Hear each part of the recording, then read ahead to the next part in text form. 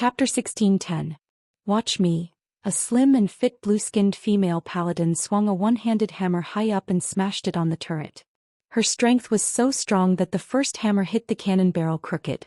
It was fine if the cannon barrel was crooked, but unfortunately, the last turret that was firing at full power actually fired in front of a person who was racing on a motorcycle. Yes, it was Duque. This scared Duque half to death.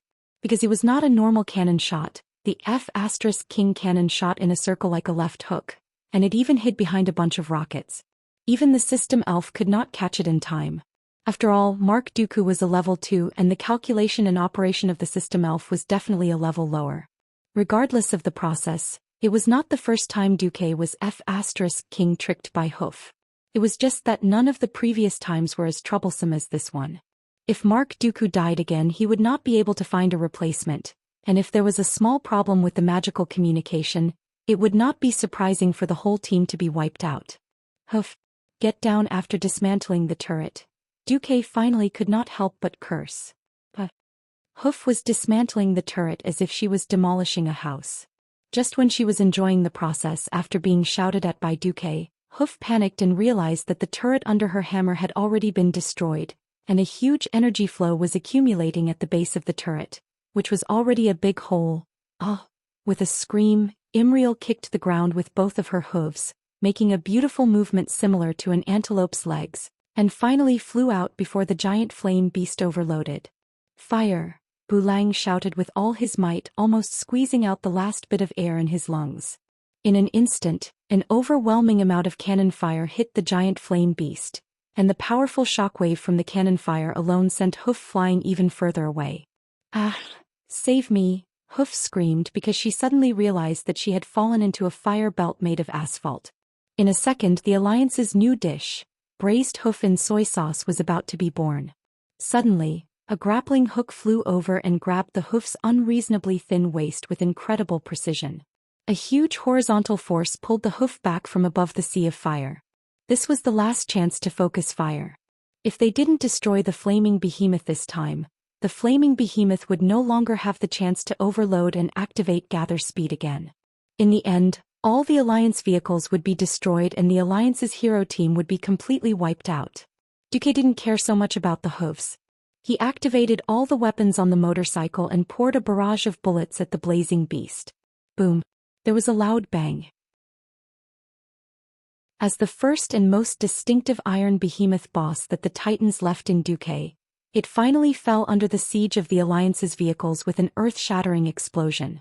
At this moment, Duque realized that he seemed to have forgotten something. Duque did not expect that the hook would not be able to pull the hoof to the backseat. Instead, the damn hoof broke free and he was smashed into the cockpit like a fallen tree. Bang! The impact was like Mars hitting Earth. Puppet Mark saw stars. Looking at the blurry display, Duque, who was in Karazhan, felt a headache. When the display returned to normal, something seemed wrong. What the hell was this thing that looked like a camel toe? Wait, why was there a tail? In the next second he felt pain. The shared feeling that Mark Dooku gave Duque made Duque feel that something was wrong. Woo woo. The sound of hooves could be heard from below. Only then did Duque see clearly that the hoof was in the driver's seat, playing with Mark Dooku. While it was struggling, a long blue tail was moving around, slapping Mark's face. F***ck.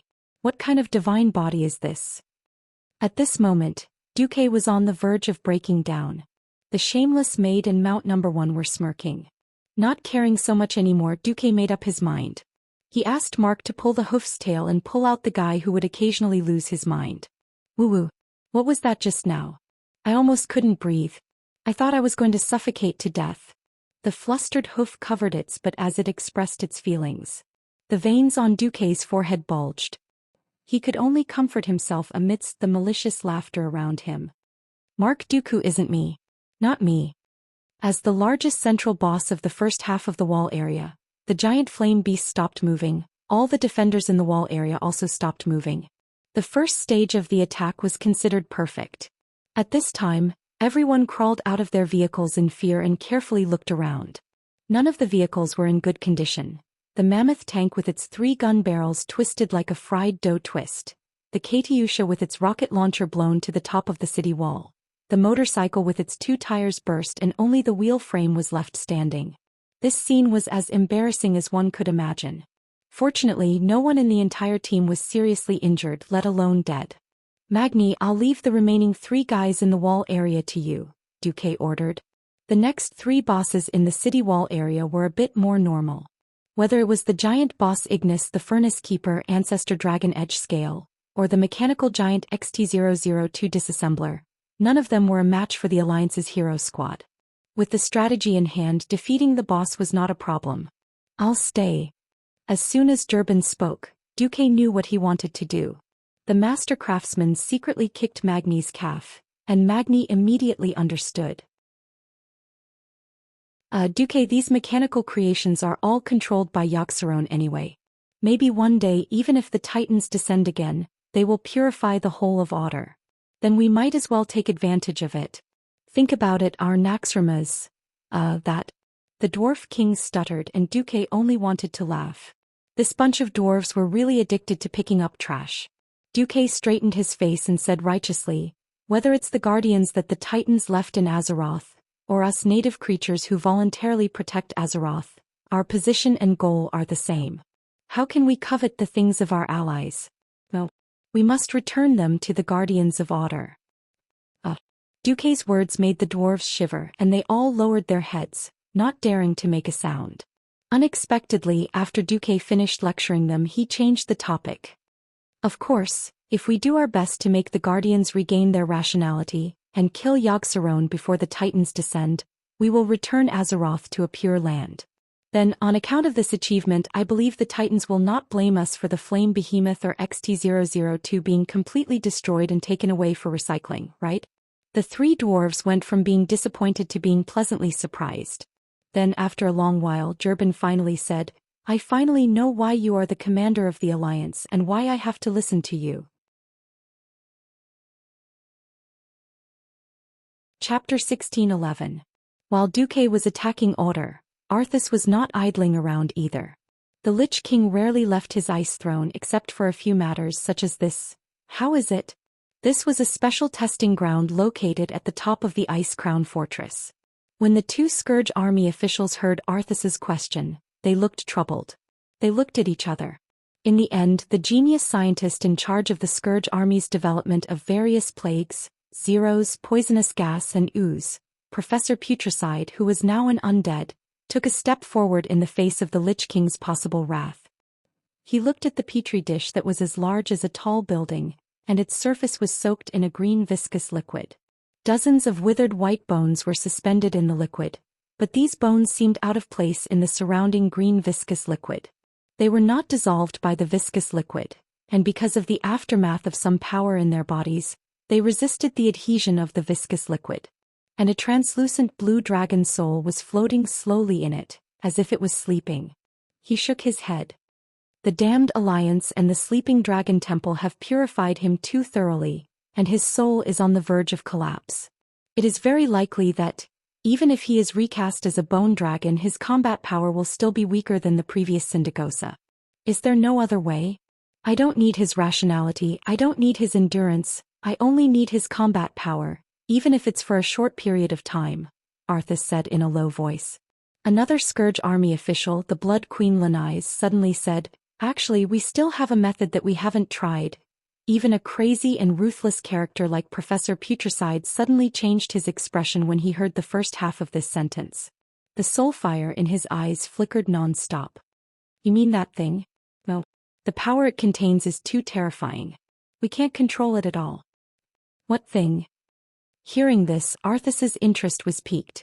After being betrayed by his teammate, the professor could only bite the bullet and say, actually, when the Sleeping Dragon Temple had no time to deal with us, our excavation team dug up something interesting in the northwest of Dragonbone Waste. At first we didn't know what it was. We only knew that it was very huge, and then, the professor explained in detail to Arthas. Soon, a slightly high-spirited voice came from under the Lich King's heavy ice-blue helmet. Sure, let's use it. As soon as she finished speaking, Arthas focused her gaze. Her blue eyes beneath her helmet instantly traversed space and landed on Alexstrasza and the Red Dragon Legion, who were crouching on the outskirts of the Ice Crown Glacier. It was precisely because of the Red Dragon Army's cover and suppression that the Lich King's troops could not openly leave the Ice Crown Glacier. The only way out was the secret passage that extended from the Ice Crown Glacier all the way to the ancient Spider Kingdom Ajonarab. Not long ago the Calamity Army's war against the Spider Clan was very intense. That was because the Arachne would dig a hole and flee if the battle went south. Despite the fierce resistance of this underground kingdom, the Scourge troop eventually occupied this place and slaughtered some of the Narab insects. Now it was full of scars from years of war and disrepair, and it was divided between two forces. A portion of them became Arachne loyal to the Lich King, the standard undead Narab. The other part was located at the bottom of the ancient kingdom in Anka, where another group of enemies called the Faceless Ones were restless. Obviously, destroying the undead Narab insects and their contaminated eggs would be a huge blow to the Lich King. Now Bulang Bronzebeard led the dwarven elites to encircle the undead Narab using the latest underground engineering equipment of the Alliance. It wasn't that Earthies didn't have the thought of killing Bulang. However, to create a more powerful dragon lich servant he needed to do it himself. In the end he gave up on going to Ajonarab. Damn big lizard, I wonder if you will still have the courage to fight when you see this thing? Earthies' mutterings were destined not to be heard by Alexstrasza. On the Eastern Front, the alliance led by William quickly pushed forward after taking care of the Vrykul people. Now they had already arrived at Zudak and were cleaning up the undead trolls. At the same time in Otter, the alliance heroes had already killed their way into the front hall area. After eliminating the special boss, the Flame Behemoth, the remaining progenitor Wrem's sharp scales were suppressed by Gavin Rad's wind sword. After being knocked to the ground it was forcefully locked to the ground and beaten up. Ignis the Furnace Keeper was a little like the Flame Guardian Corellon in Alkavon's treasury. In a sense it was a copy of him. However, this time it wasn't just one hero that fought Ignis but more than 20. The XT-002 dismantle that was guarding the checkpoint was also unable to withstand the attack of the Beasts Alliance and quickly fell. While Jurban was working hard on how to restore the Flame Behemoth for his own use, Duque was interested in studying the XT-002 dismantle that had been destroyed in the city wall area. Technology couldn't be improved in a single leap. No matter how good the technology was, it had to have a sufficient industrial foundation. This was like taking an AK-47 mold back to the primitive era and preparing to mass-produce AK-47s to conquer the wilderness. Suddenly, you discovered that you still needed lathes, assembly lines to produce bullets, gunpowder, various metal mines, and smelters. The current technological development of the Alliance was very uneven. They had unscientific things like flying battleships and cannons that were close to the level of Earth's World War II, but they couldn't make a rifle that was at the level of World War II. They couldn't even make a clumsy rifle like Mozingana. Basically, they were stuck in two areas: steel-making and the lack of fine processing ability. Most of the time they could only use thicker parts to make up for the lack of details. But the XT-002 dismantle was different. This was an unscientific robot powered by Titan energy that was close to being an arcane type. The arcane puppets that filled the streets of New Silvermoon could be said to be a weaker version of it. Elven craftsmen with casting abilities had spent thousands of years, but they had only managed to remake the most of it. That was why they were called arcane puppets and not arcane robots. It was because they lacked the crucial self-control, enemy tracking system, enemy judgment, and the ability to use firepower to respond. Duque wasn't a programmer. He couldn't make up a program out of thin air. If he was given a ready-made example and asked to modify it, he might actually have a chance. On this day, everyone saw Mark Dooku holding the core of the XT-002 dismantle with all 10 of his fingers. He didn't move, didn't say a word, and looked like a stone statue. The 3 members of the Iron Parliament in the front hall had been defeated. The giants Kalongan and Wiria had been defeated. Only then, in Karazhan, did Duque's eyes suddenly emit a sharp light. Done. Done.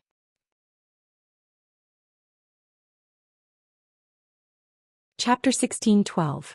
In Torim's Storm Temple, Torim's huge body was pacing back and forth. Beside him, Archivon and the other 4 watchers quietly leaned against a huge pillar of the temple, not saying a word. They were all waiting for news from Oder. No one knew Oder's defense better than Torim, the Guardian. If everything was normal with Oder, it would be an absolute defense that would make any mortal in the world despair.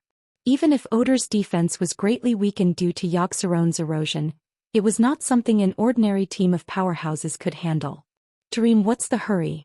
There are still 23 hours, 22 minutes and 11 seconds until the agreed time, Archavon said coldly. Sigh. I know. I just can't calm down. Even if Odin and Tyr are missing, Loken has been destroyed and I deliberately did not care letting the Watchers fight on their own, but that is still... Tarim stomped his feet, surrounded by wind and lightning. All your worries, please wait until after the agreed time. We are now asking for help from the most powerful mortal team in all of Azeroth. They are blessed by the Star Soul and have the possibility of approaching the limit of the planet's capacity. Since they killed Thun, we should believe that they will not be killed by those who are not qualified enough. It should be said that as the Rock Watcher, Archavon's temperament was the calmest. In contrast, Tarim, who had the characteristics of a storm, could not stay calm. At this moment, Tarim suddenly turned around. On the platform outside the Storm Temple, a portal opened with a whoosh. Peerless powerhouses with powerful auras stepped out from it one after another. The leader was naturally Duque, and behind him were Onyxia, Vashj, and the newly promoted demigod Sylvanas Windrunner. Almost at the same time that he noticed their arrival, Tarim rushed over with the 4 Watchers. When the 5 supergiants ran, the earth shook and the mountains shook. Duque smiled bitterly. Before he could do anything, Queen Sylvanas snapped her fingers, and a gentle tornado lifted the 4 of them up. It felt extremely soft and a little weird, as if they were being held up by a thick ball of cotton. Duque praised, I didn't expect your understanding of the wind to increase again. Of course. Queen Sylvia puffed out her chest proudly. How did you? Halfway through his sentence, Tarim suddenly looked surprised. The front has been cleared? Duque's face was filled with pride. Do you really think our team's achievements are just boasting? Tarim was a little embarrassed and didn't know how to respond. In the past 25,000 years, it had been a complete joke for a mortal to challenge a demigod. In that era where astral souls had yet to awaken, all levels were firmly solidified. In order to break through the limits of mortals and reach a higher level, one needed talent, hard work, and absolute luck. In a sense, the High Elves had brought Sargeras in because they hated the barrier of power and crazily pursued higher levels of power. Even if Azeroth's Star Soul was aware of the impending danger and let go of the restrictions of mortals, it still wouldn't be possible to achieve victory in all the battles from Archimonde to Ragnaros, to Nefarian to see Thun to kill Jaden and so on. This wasn't something that could be achieved through luck alone. Tarim, who had always been dismissive of the outside world, finally began to take the power of mortals seriously at this moment. Tarim knelt on one knee, lowered his huge head and looked at Duque at eye level. Next it's our turn, right? Duque nodded. Yes. The puppet avatar I sent into Odor has already investigated, and Yogg-Saron's state is not complete. If we are fast enough, we can wake up your colleagues and then gather the Alliance heroes and all the demigod-level combat power that can be mobilized to deal with Yogg-Saron. Duque's words made Tarim a little excited. When Duque first followed him to Loken's temple, he was full of pessimism. At that point in time, in his opinion, there was nothing that could save Odor's fall.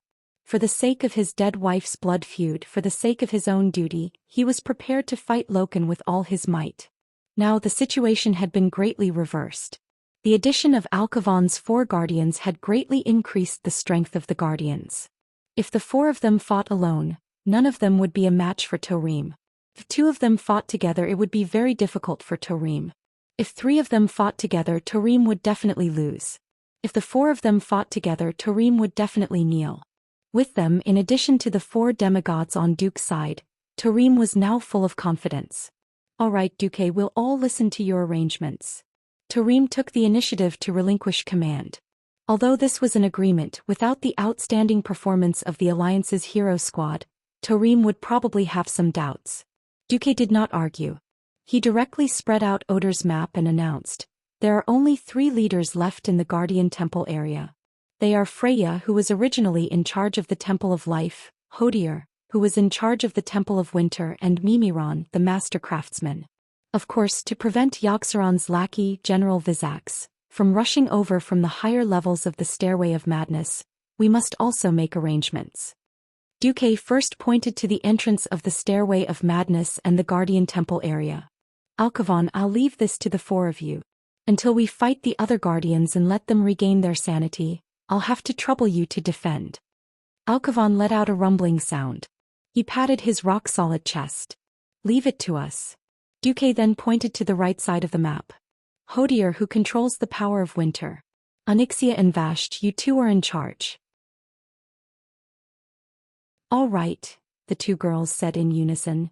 As for Freya, who controls the power of life, leave it to Tarim and Servanas. I hope you two can use violent attacks to directly destroy Freya's defense. All right. No problem.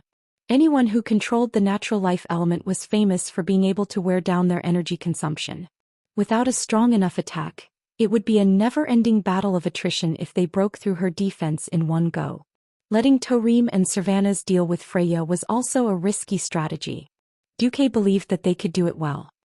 As for me and the Alliance heroes, we'll focus our strength on dealing with Mimiron. At this point, Duque's eyes shone with an intriguing light. That's right. He was tempted. Because be it the flaming behemoth XT-002 disassembler, or even the mechanical guards of the entire city wall area, they were all Mimiron's masterpiece. Chapter 16:13. Who is Mimiron? The great inventor who had been in the ruins of the Titans. The great mechanic. The creator of all kinds of Odor's black technology. The tens of thousands of mechanical creations in Odor's city wall area were all his handiwork. It was no exaggeration to say that he was an army. And an army that was constantly evolving.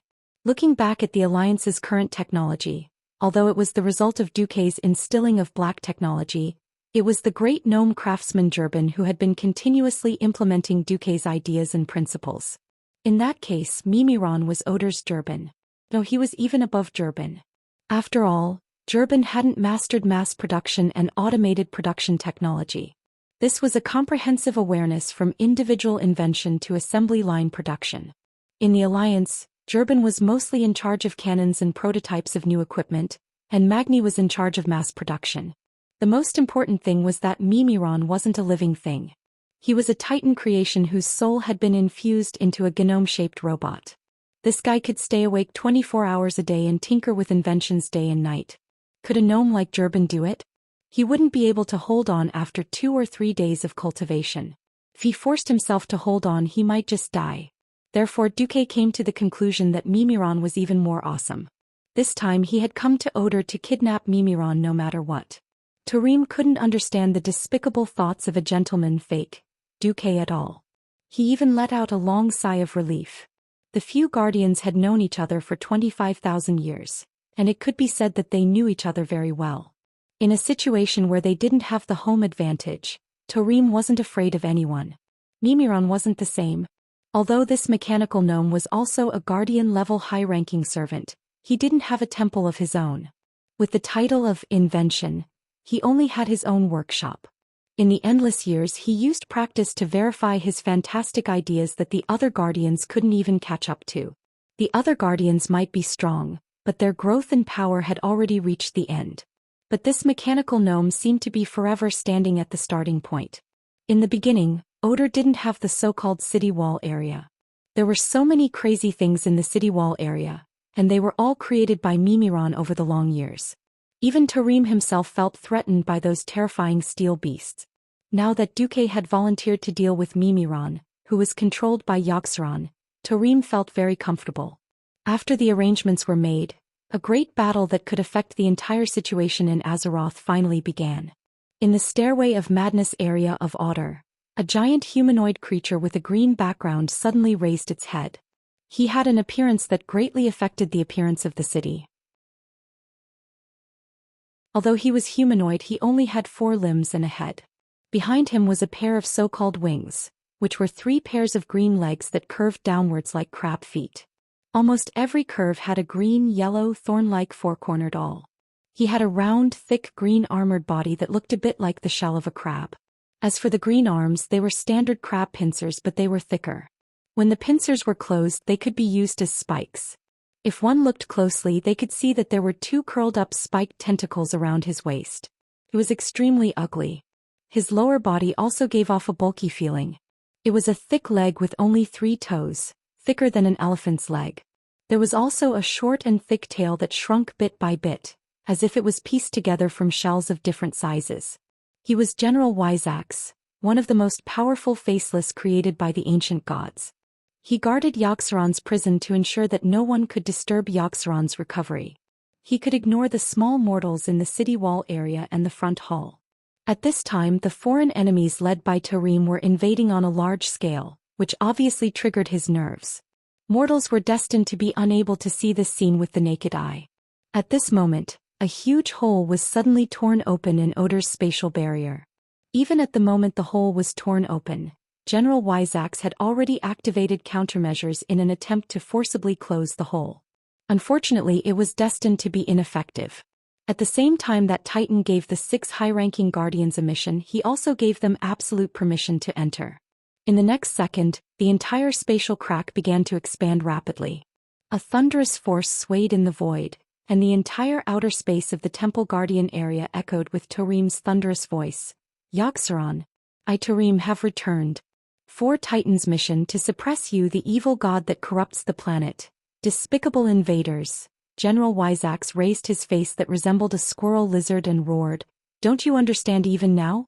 Only the great ancient god Yaxaron is the eternal ruler of this world.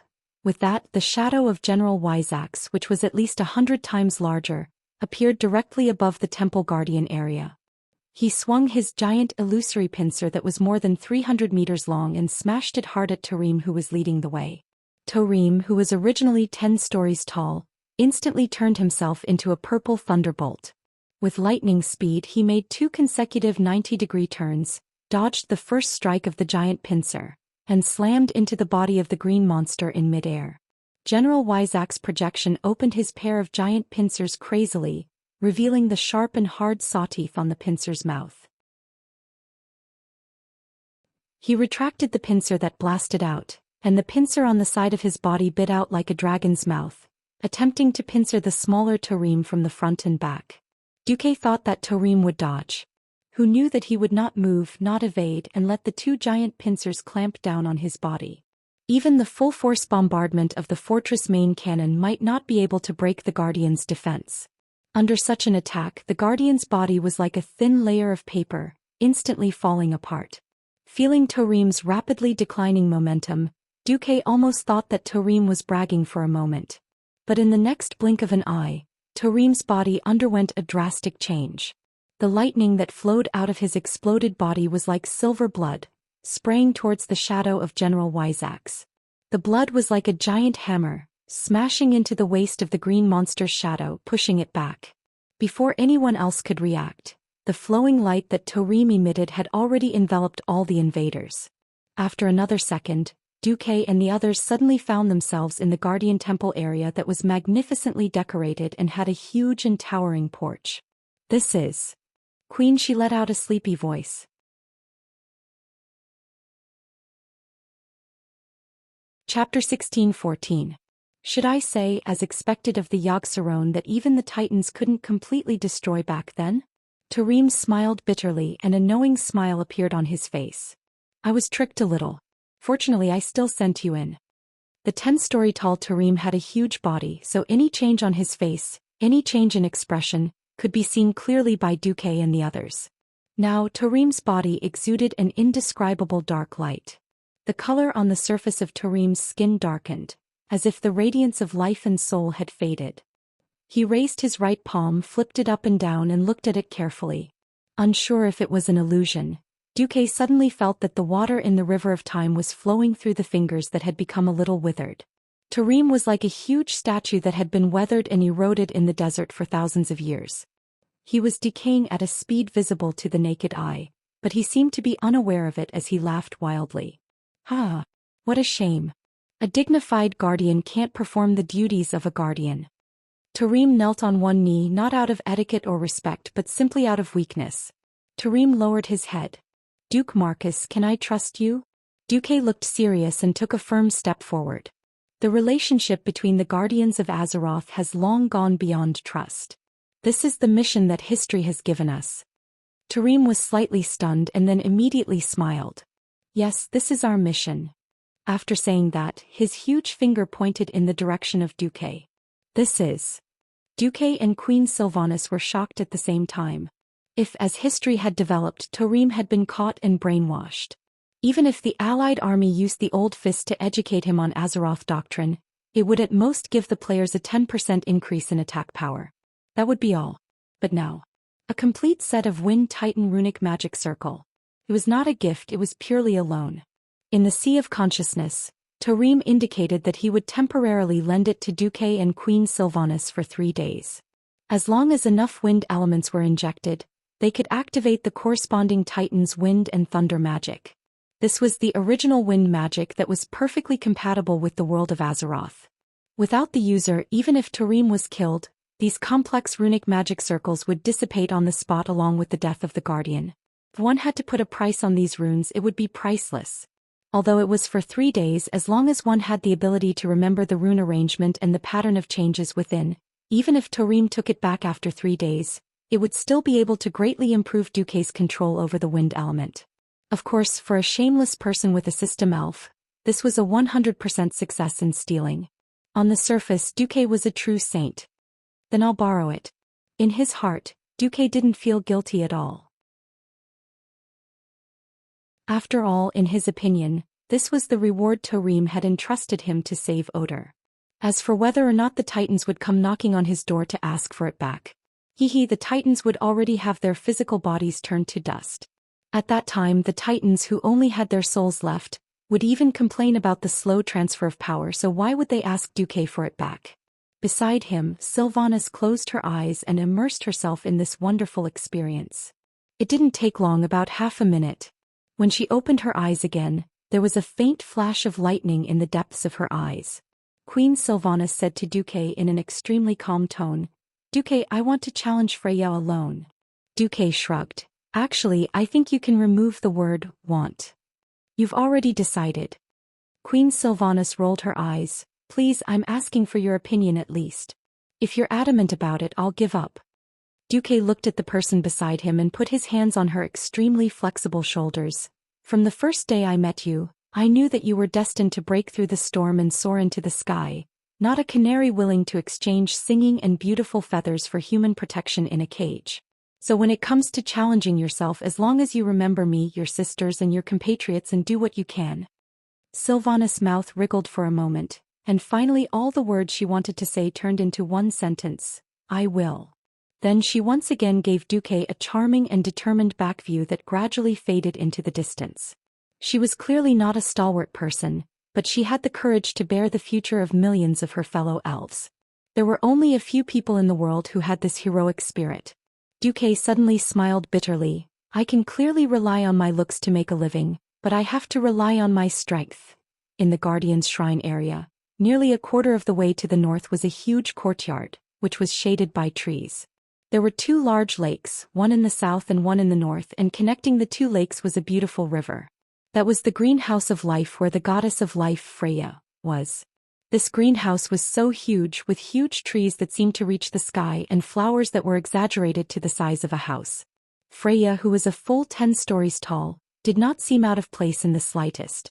Originally, Freya was walking slowly inside, wandering around the lake, listening to the sounds of all kinds of life. Suddenly, the female giant's expression changed. She watched with a look of extreme surprise as an arrow flew towards her.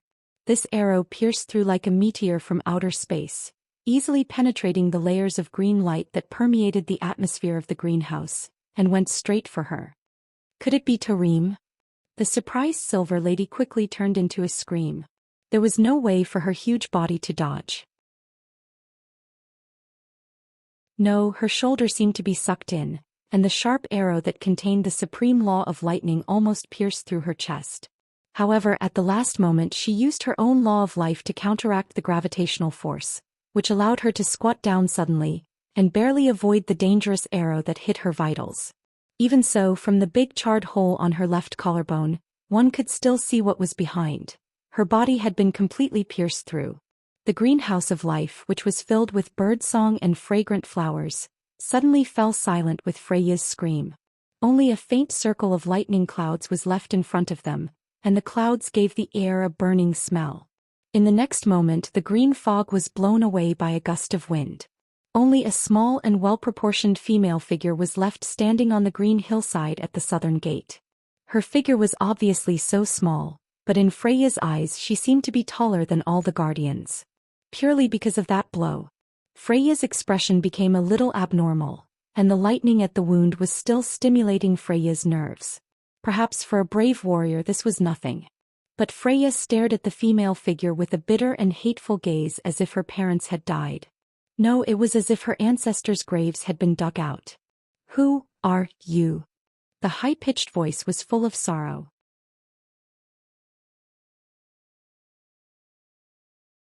Chapter 16:15. Sylvanas Windrunner, the demigod of Azeroth. Queen Sylvanas' every word was like a howling wind, lightning and thunder, containing the divine aura of the wind element. Demigod. Freya's expression was puzzled, then furious. Indigenous demigod. Do you know what you've done? Not only did you call yourself a god in front of the servants of the great master Xian, but you also stole the power of thunder that belonged to the master. Tarim is an existence that should have become the master's servant. What did you do to him? After a pause, Freya erupted with her greatest anger. The most important thing is, you actually injured the perfect me. Upon hearing this, Duque, who was spying on them through the mage's eyes, opened his mouth so wide that a duck's egg could be stuffed in it. Sister Freya, did you read the wrong script? In Duque's impression of Freya, she was definitely not like this. But Duque immediately realized something. Xian was also an expert at brainwashing. Its brainwashing was not as rough as N'Zoth's. N'Zoth drove Neltharion crazy with the incessant murmurs of the ancient gods, then infused it with loyalty to N'Zoth. Xian, on the other hand, was different.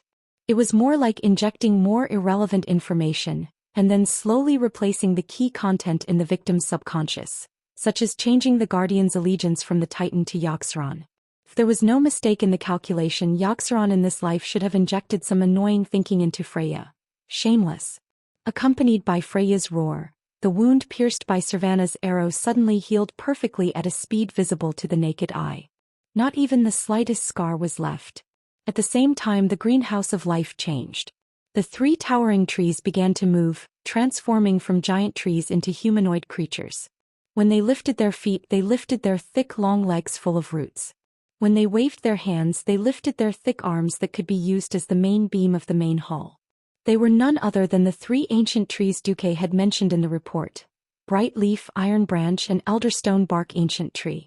Not only the three of them but many other flowers and plants also had their own mobility. They pulled out thick roots from the grass that they were rooted in, and those were their legs. However, their appearances were still unflattering. There was a swift whipper, with 4 petals on its head and 2 thorny arms that looked like a man-eating flower. There was a explosive whipper that could self-destruct and was as powerful as a 203mm naval cannon. There was also a ancient water elemental that looked like a standard ancient water elemental. A large number of plants and water elemental creatures easily formed an army and swarmed towards Sylvanas. Hee hee. Queen Sylvie let out a disdainful chuckle. Sure enough, unlimited regeneration is shameless. In a sense, this method of constantly recruiting underlings and drowning the opponent with a sea of plants was really a counter to most teams that lack defensive power. Wind. It suddenly began to blow. 2 small tornadoes pushed against Queen Sylvie's combat boots, causing her 2 long legs to dangle in the air. In the next second, Queen Sylvie flew up. This time, most of Freya's plant army could only watch helplessly. Except for a few dark purple humanoid plants with long-range attack power, they were the Storm Whipper that could release storm arrows. When Queen Sylvanas saw the sparse lightning arrows shooting into the air and attacking her, her sneer grew louder. Freya, don't you think you're underestimating me too much? Do you think this kind of attack will work?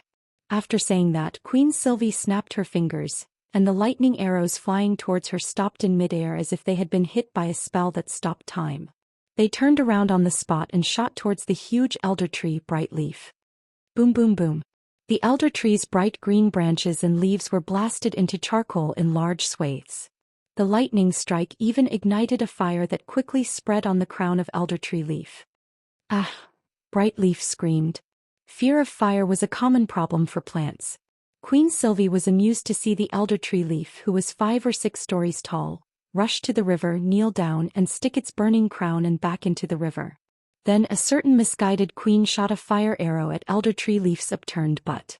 Freya did not directly heal her subordinates.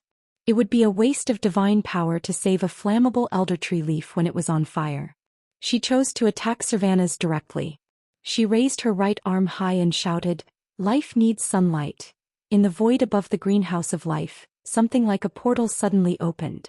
In the next moment, a thick beam of sunlight with a diameter of at least 20 meters fell silently towards the place where Queen Sylvie was a second ago. The sun was beautiful. The sun could be seen from afar but not touched up close.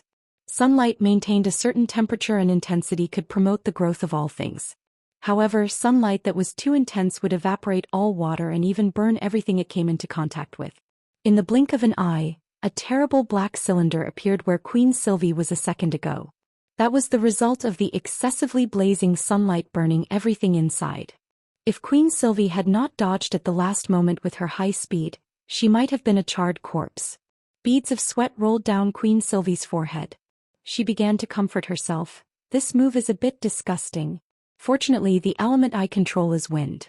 Sylvanas, you can do it. Carefully sense the fire element in the atmosphere and at the most intense moment, turn into wind and thunder and dodge. In terms of strength, even if Freya's strength had been reduced after being brainwashed, she was still not an existence that Sylvanas could just kill.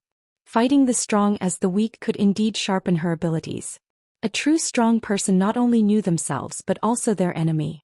Sylvanas, who had just entered the divine realm, had used this method to grow rapidly like a sponge absorbing water. After she dodged Freya's first sunlight, Freya immediately changed her strategy. She raised her hands and shouted, "The earth needs sunlight. Sunlight illuminates the earth." This move really frightened Queen Sylvie. A move that did not exist in the intelligence reports was the best test of a strong person's reflexes and judgment. In less than a second, Freya's whole body was bathed in a golden glow, as if she had turned into the most blazing sun, pouring the dazzling sunlight into the huge greenhouse that was only 10 square kilometers in size.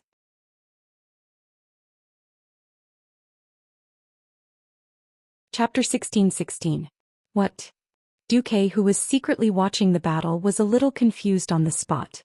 Freya was a standard Logia, and the basic element she controlled should be earth. Why did it suddenly become fire? For a moment, Duque's heart was in his throat. Sylvanas was a typical high attack and high agility, and this characteristic could not be changed after stepping into the divine realm. She was least afraid of the kind of powerful single-target attacks. On the contrary, she was at a disadvantage against this kind of unreasonable, all-seeing and indiscriminate elemental attack. But the next moment Duque was happy, because he had already found Queen Sylvanas's breath on the back of one of the Treant elders. Rustle, squeak squeak. Just like in the desert, only coniferous plants survived. After being baked by the excessive strong light and sunlight, the water stored in the plants' bodies evaporated in an instant. Most of these huge living trees and plants withered under Freya's attack.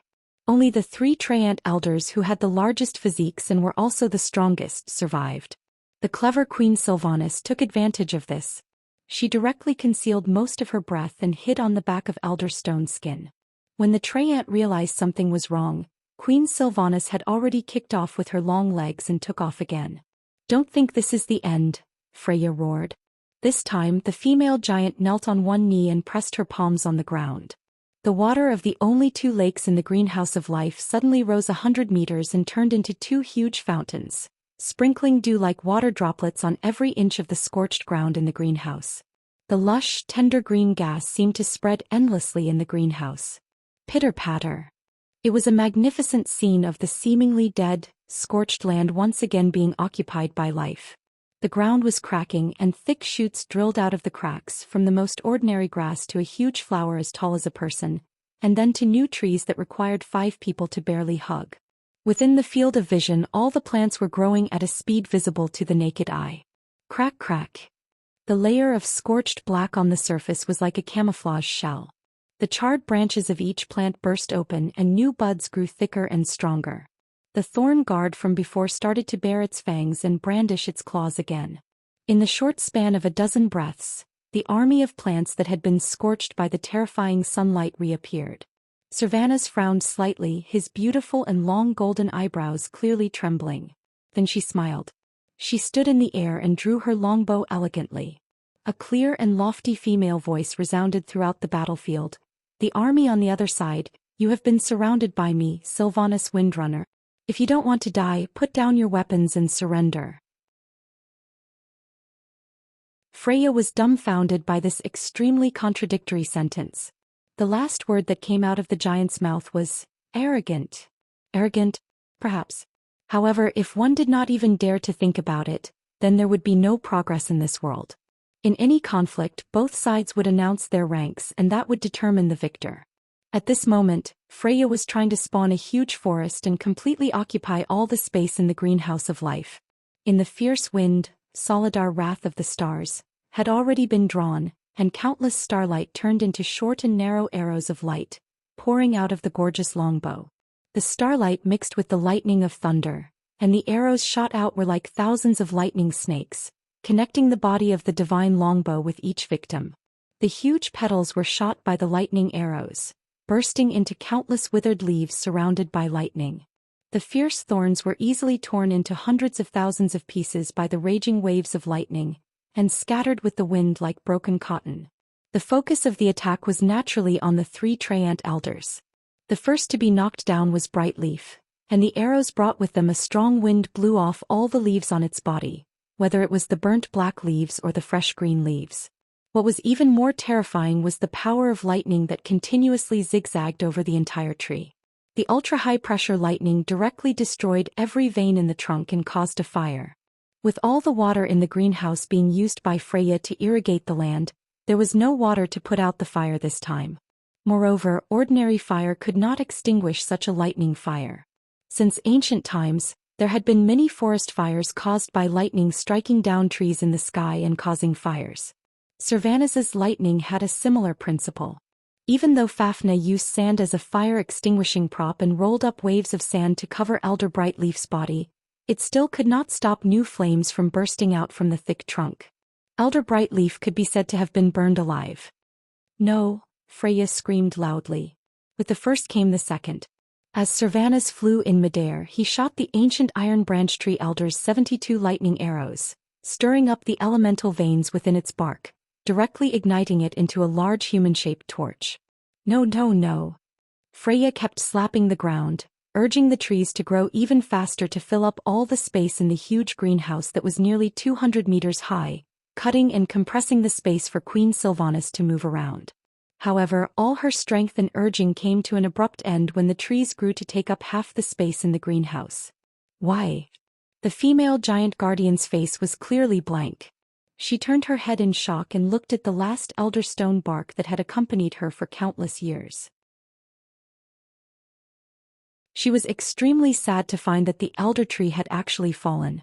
The huge elder tree had died, having lost all water and nutrients. Like the dead trees that had their roots eaten away by worms and fallen to the ground, there was no longer a trace of life.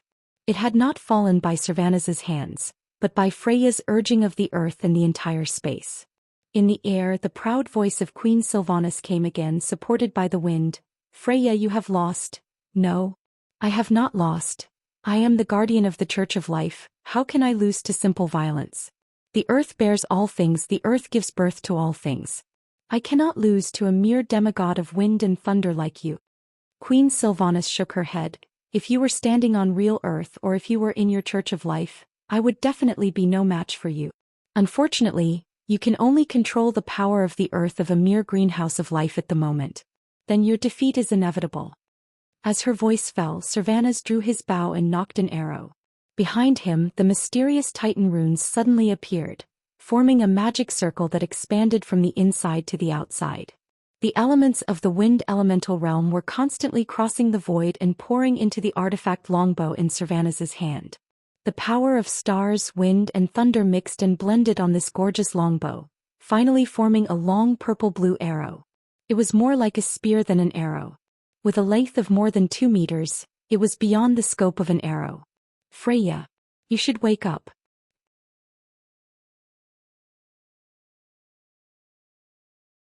Chapter 16-17. The arrow was so long that it exceeded the general concept of an arrow. Normally, only a ballista could control such a long and huge arrow.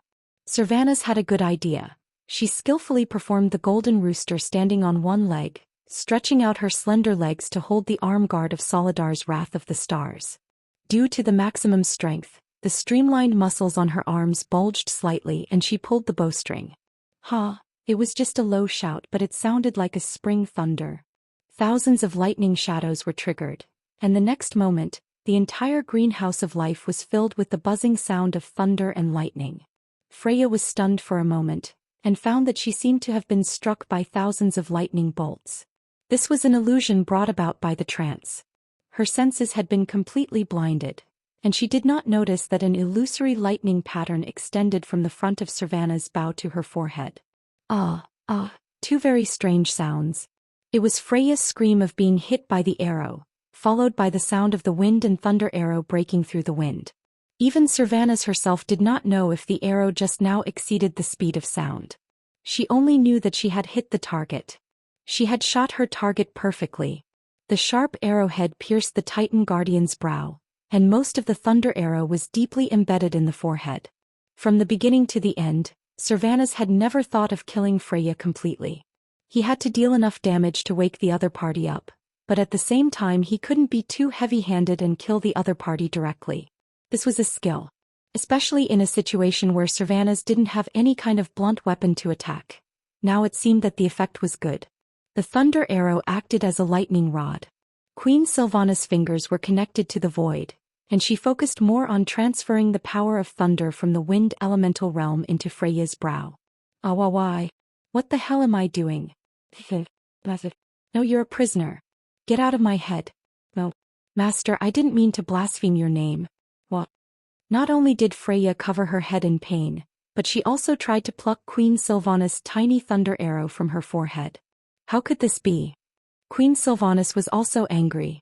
She continued to raise her left hand high, and her 5 jade-like fingers continued to guide the lightning into Freya's head. Her right hand took out a lightning whip from thin air and lashed it at Freya again and again. Queen Sylvie, who was wearing boots, seemed to be the embodiment of lightning. Every move she made was surrounded by lightning. Stupid guardian. Wake up right now.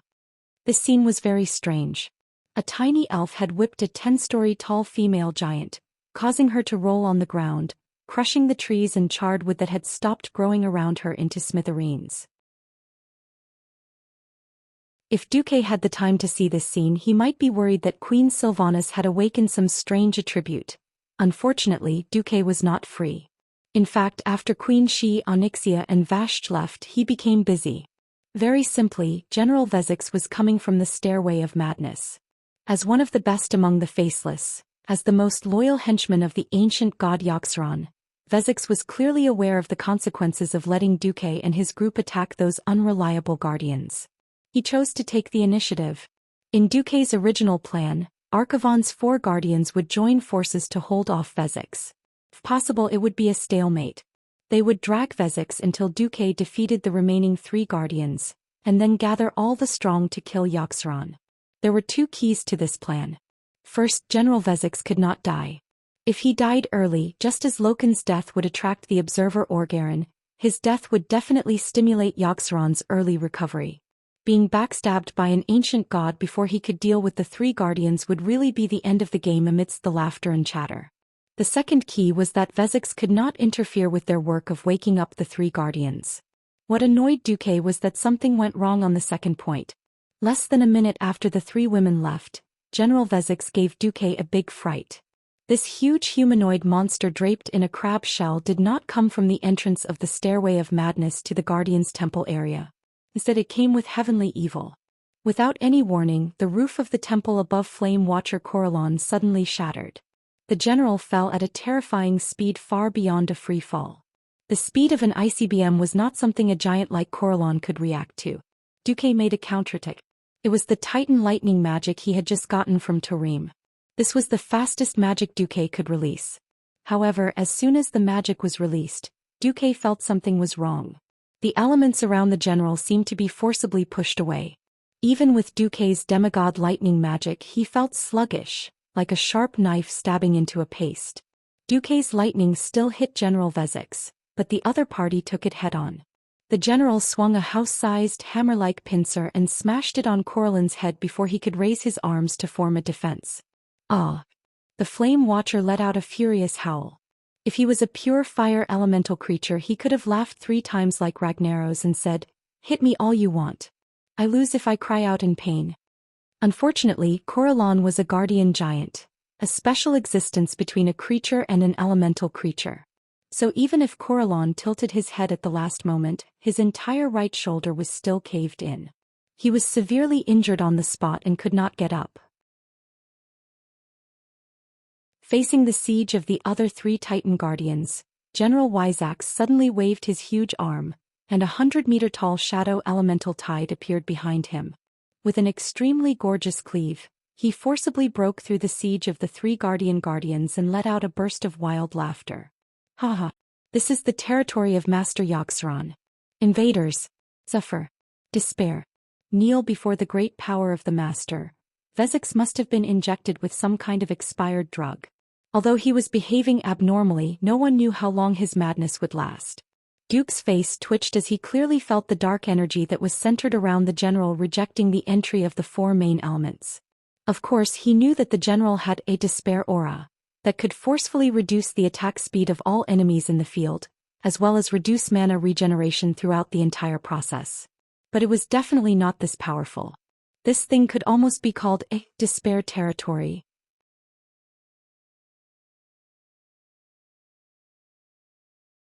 Chapter 16-18. Did Tarim not fall for the trap and get brainwashed?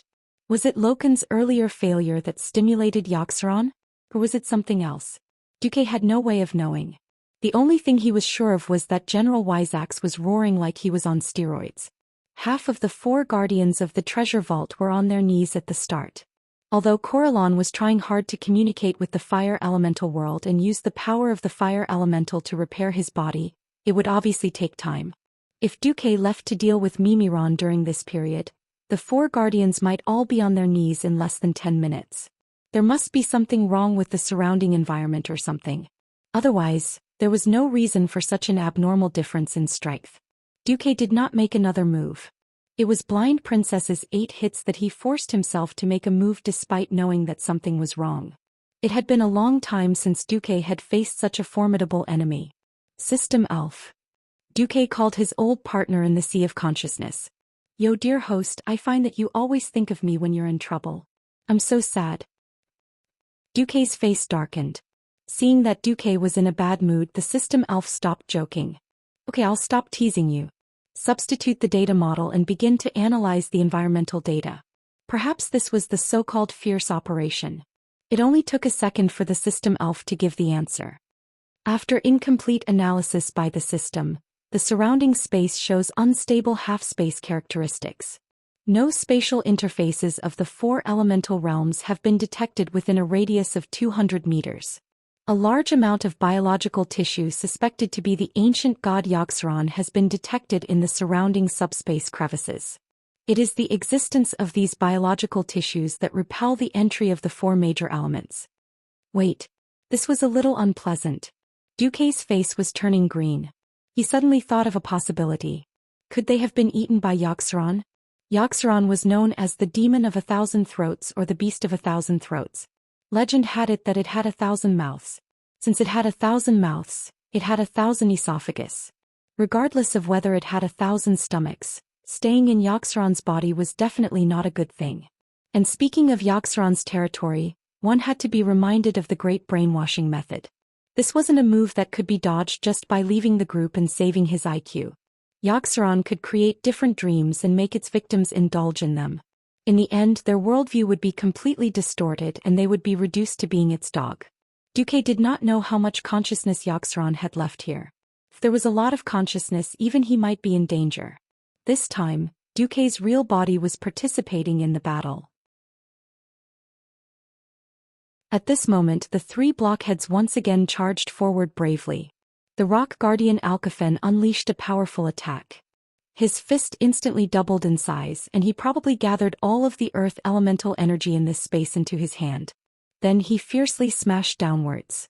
With a loud bang, the huge pincer on the right side of General Vezix turned from three-dimensional to two-dimensional, as thin as paper. Unfortunately, in the next second, the general used his left hand to slap the ice watcher Turawan who was next door. Something strange happened. The general's disintegrated right pincer quickly swelled back as if it was blown up, turning into a perfect pincer. This was not superficial work, but the hardness and toughness of the pincer had returned to its peak. This was because the general had used this recast pincer to fight fiercely with the storm watcher Amaran on the spot. What? Impossible? Several watchers exclaimed at the same time. Duque slapped his forehead. Did you forget the key point I told you? Turawan suddenly realized. Alcafen, you have the mark of the faceless on you. Get lost. Since Duque wanted them to block Vezix, he would naturally tell them the strategy. Only now did Duque realize that this was a bit too much. He did not know if it was a natural flaw when the Titans created these guardians, or if their brain circuits were different from humans. Once they encountered a situation they did not know, they would choose to use their best moves and skills to attack instead of carefully observing the situation. The mark of the faceless was one of the most special secret methods. When the general placed it on an enemy, the enemy would produce a curse that would cause special irresistible shadow damage to the people around them. Then this shadow power would return to Vezix's body after robbing the target's life force, repairing the damage. It had to be said that the general's mark was quite cunning. It was a serial trap. If the four watchers did not care, then the general was invincible. Just by relying on the mark he could repair any injury on his body. He did not even need to attack. Just the damage from the mark could exhaust the other three watchers to death, and then he could fight Alcafen alone. What if he did? The watchers were all big giants and Alcafen, who had the strongest defense, was excluded. The remaining two watchers were also very dangerous. In the end, one of the reasons was that the general had heavily injured the flame watcher, leaving the four watchers incomplete. Most importantly, Yaxaran seemed to have given Vezix a special power. Enough. There won't be any results if you keep fighting like this. Do you still remember our agreement? If you still want to fulfill your duty as a watcher, then run in 4 directions to the designated location and use the Titan rune chain to transfer the elements to me. Duque roared. Every watcher saw a shining virtual image of the Titan rune at the designated location, each representing the 4 elements of earth, water, fire, and wind in the Titan language. Needless to say, that was their location. Even though he was unwilling, even the injured Corallon began to run to the designated location. Intruders, your opponent is me. General Vezix roared in an incomparably domineering manner. With a leap slash he pounced on the ice watcher Turawan. But just as he flew into the air, a golden arrow that exuded an incomparably powerful holy aura suddenly shot towards his head. Not knowing what it was, Vezix twisted his huge body in the air out of an instinctive aversion to holy power, so that his ugly face that looked like a windmill avoided the golden light. In the air, a small golden figure was suspended in the air. When the golden light returned to Duque's right hand, Vezix saw that it was actually a small spiral-shaped golden sword. Of course, in the size of a human it was a long sword. Substitute Vezix. From this moment on, your opponent is me, Duke Marcus.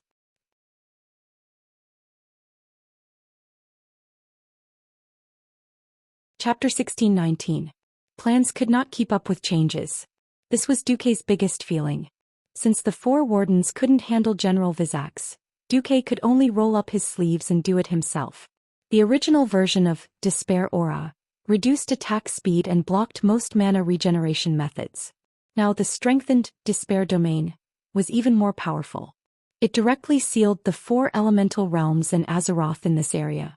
Ever since Duque mastered the 100 Hands battle technique, he had relied on massive amounts of magic power to replenish himself, replacing quality with quantity and stacking his enemies to death.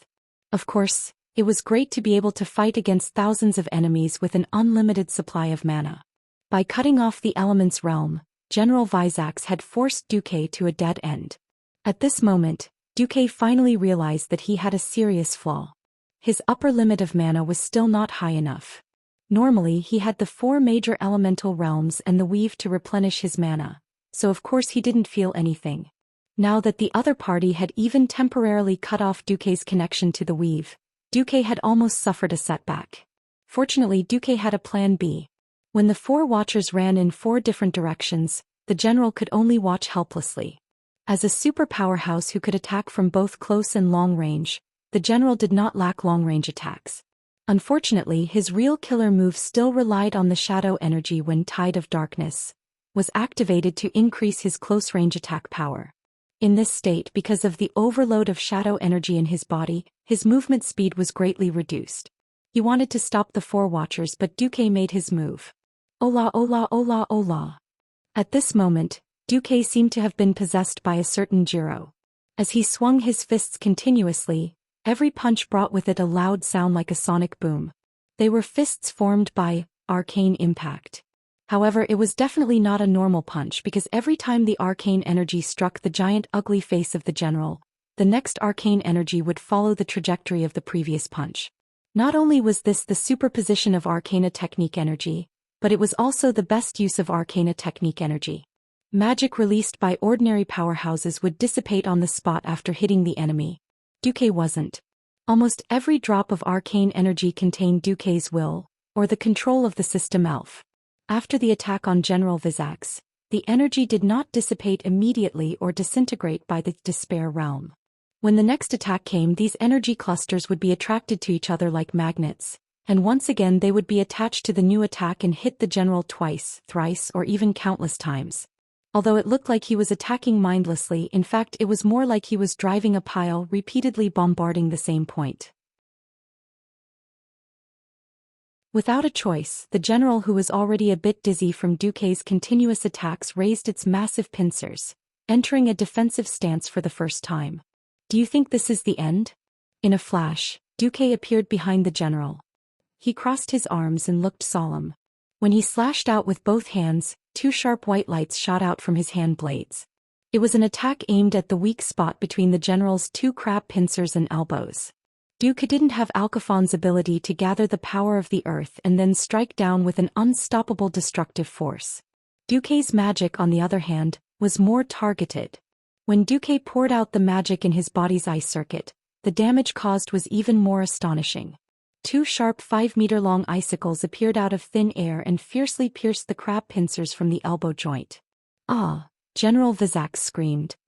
He found that the nerves in his hand had been completely destroyed by Duque's attack just now.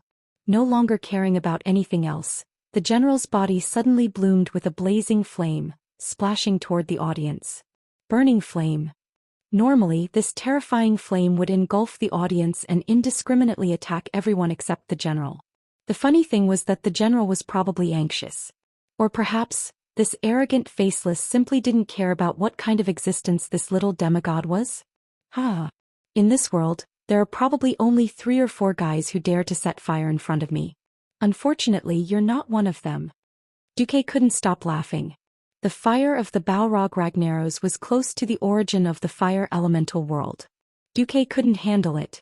Kill Jaden, the Deceiver's hellfire contained the Burning Legion's unique dark energy seasoning. Even Duque couldn't handle it. But for an amateur demigod monster to want to play with fire in front of Duque, that would be ridiculous. The flames that were sent out were skewed at a speed visible to the naked eye. With the general as the center, almost half a circle of flames near Duque were all sucked in by Duque like a whale sucking water. The flames that should have covered the sky and raged the audience were highly condensed in Duque's palm in 2 breaths, turning into a fireball the size of a rubber ball. It was just that the brightness of the fireball was 100 times greater than the original flames. Although it was not as bright as the sun in the eyes of the general, it was almost the same as the sun. The amount of fire elements that were really sucked in by him was not much. In fact, it was not 100% under his control. It was just that after being injected with Duque's own fire elements, this super concentrated fire elemental ball completely became Duque's slave. At this moment, Duque wondered if he was holding a small nuclear reactor in his hand. Yo, I'll pay you back double. Duque couldn't stop laughing. The next second, a shadow of Duque appeared. It took the small sun from Duque's main body and charged forward with the momentum of destroying everything indiscriminately. Boom! This was a violent blow that shook the entire Guardian Shrine area. In Duque's imagination, this blow should be able to cripple Vezix, if not kill him. But the effect was just passable. At the critical moment, the general used the 6 crab legs on his back to block in front of him. The explosion did hurt him, but it only blew away 3 crab legs. Many of the 2 crab pincers in front of him also exploded, revealing large chunks of muscle, but it was not fatal. F***ck. Duque was a little annoyed. He had almost emptied the magic in the 3-elemental magic circuit, but he was only slightly injured. This was not fun. At this moment, the first rune chain full of Titan runes suddenly flew over from the void. Hee.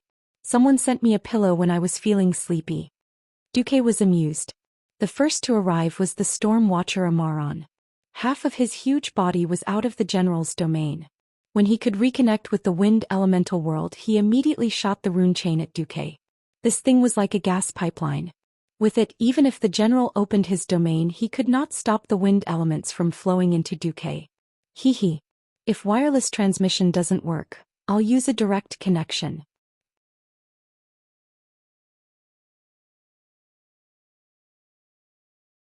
Chapter 1620. Hee. Du Bois was in a good mood. It was like a patient with severe internet addiction who was forced to work in a ravine with no signal. He had a top-of-the-line laptop but could only play Minesweeper. Then he managed to get on the internet. Although it was wired, he was touched. It was really indescribable. Duque was revived. It wasn't just full HP. That feeling was simply like a set of godly equipment on one's body. She felt so good about herself that she could totally trample on the Thunder Cliff. Oh no, it was trample on the Ice Throne. Her fists could distort the void, and she could drag Sargeras down from the throne with one hand and sit on it herself. He didn't take his medicine today, so he felt cute. God said that the wind will blow away all filth. At this moment, Dumuk seemed to be possessed by a godly huckster. The wind element that was slightly overflowing from his body was so strong that it actually caused a powerful tornado with just the aftershock. He pointed with his right hand and 36 gusts of wind jumped out from between his fingers. They directly spread into curved wind blades with a radius of nearly 10 meters, wantonly cutting everything in their surroundings. This wasn't an attack directly aimed at General Vezix. This was using the wind element to destroy the surrounding biological tissues of Yogg-Saron that overlapped with this space. It clearly looked like the wind blades didn't hit anything, but there was a faint sound of silk tearing in the air. Then a second rune chain flew through the air, every Titan rune blossoming bright red. This was a gift from the Flame Watcher, Corellon. The injured Watcher's body stretched out of the general's territory, and only his intact arms stretched in. The rune chain formed by 1024 runes was like the skyline of the entire dark space, and it heavily stimulated Vezix's nerves. Roar. No matter how stupid the general was, he knew how terrible it was to let Duque obtain an unlimited supply of magic power. He suddenly pushed out a huge shadow energy ball from his pincers. Shadow Strike.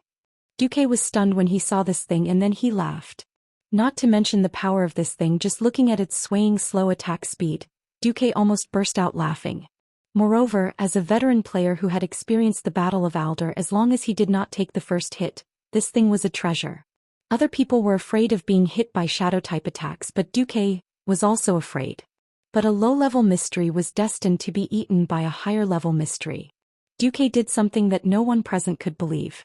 He rushed to block the huge shadow energy cluster before it hit Corellon's Flame Titan rune chain. Flash. Using his face to block the attack. Even the 4 Great Guardians, including the 4 Great Guardians, felt that Duque had taken the wrong medicine. However, the expected shadow energy did not cause any damage to Duque. Instead, Duque's mysterious and strange prayer echoed in the room. Light comes from darkness, and from darkness comes light. These were the brainwashing words that Duque had used to convert Archeron's curse.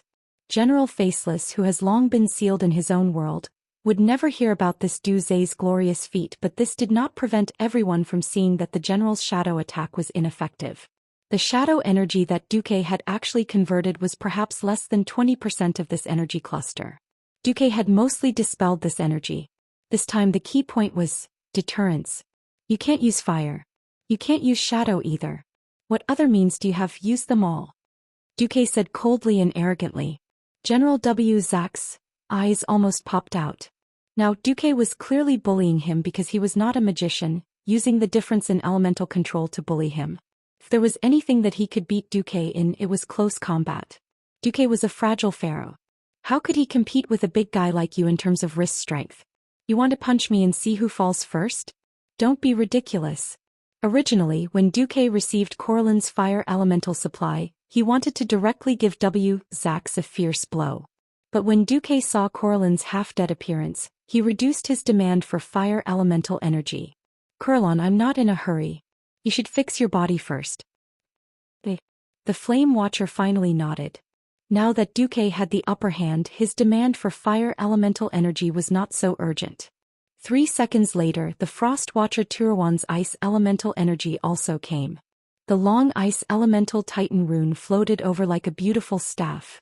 The glittering and translucent runes danced in the air, transmitting more ice elemental energy to Duque's body. This level of elemental purity. The second half of Duque's sentence was impressively, if only these guys were willing to work for my magic network. He did not wait for the slowest Earth Watcher Alcavan.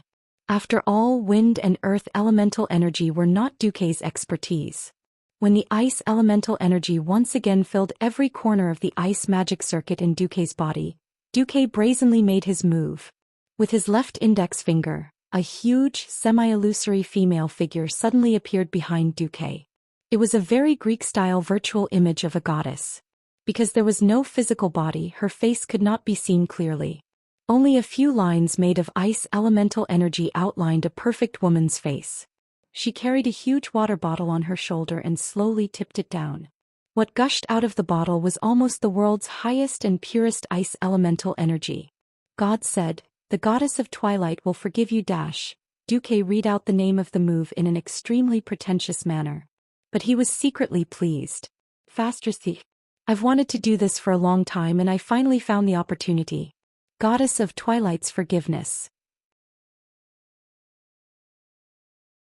In reality, when one reached the demigod realm, all magic attacks, unless they exceeded the scope of Duque's ability and understanding, were simply a matter of extracting elemental energy and shaping it. It did not matter what form it took. What mattered was the purity, density, and level of mystery of the elemental energy. Even Duque himself could not refine such an exaggerated amount of ice elemental energy. Since there was a watcher created by the Titan to help him, Duque took advantage of the situation. The ice elemental energy pouring out of the water bottle instantly turned into a sea of ice. It was flowing ice water as well as countless ice shards. Wherever the ice elemental energy covered, heaven and earth would be frozen and all living things would die. The entire hall, be it the floor, the pillars, or the huge dome that was 100 meters tall, were all filled with ice. No, I am the servant of the great Yogg-Saron. Mere ice can't stump me. General Vezix was still struggling. More and more ice cubes were squeezing to his side. Although the ice cubes were exploding into ice slags under his terrifying brute force, in less than a tenth of a second, the ice slags and liquid would be turned back into ice cubes driven by the freezing air of absolute zero, trying to confine his body.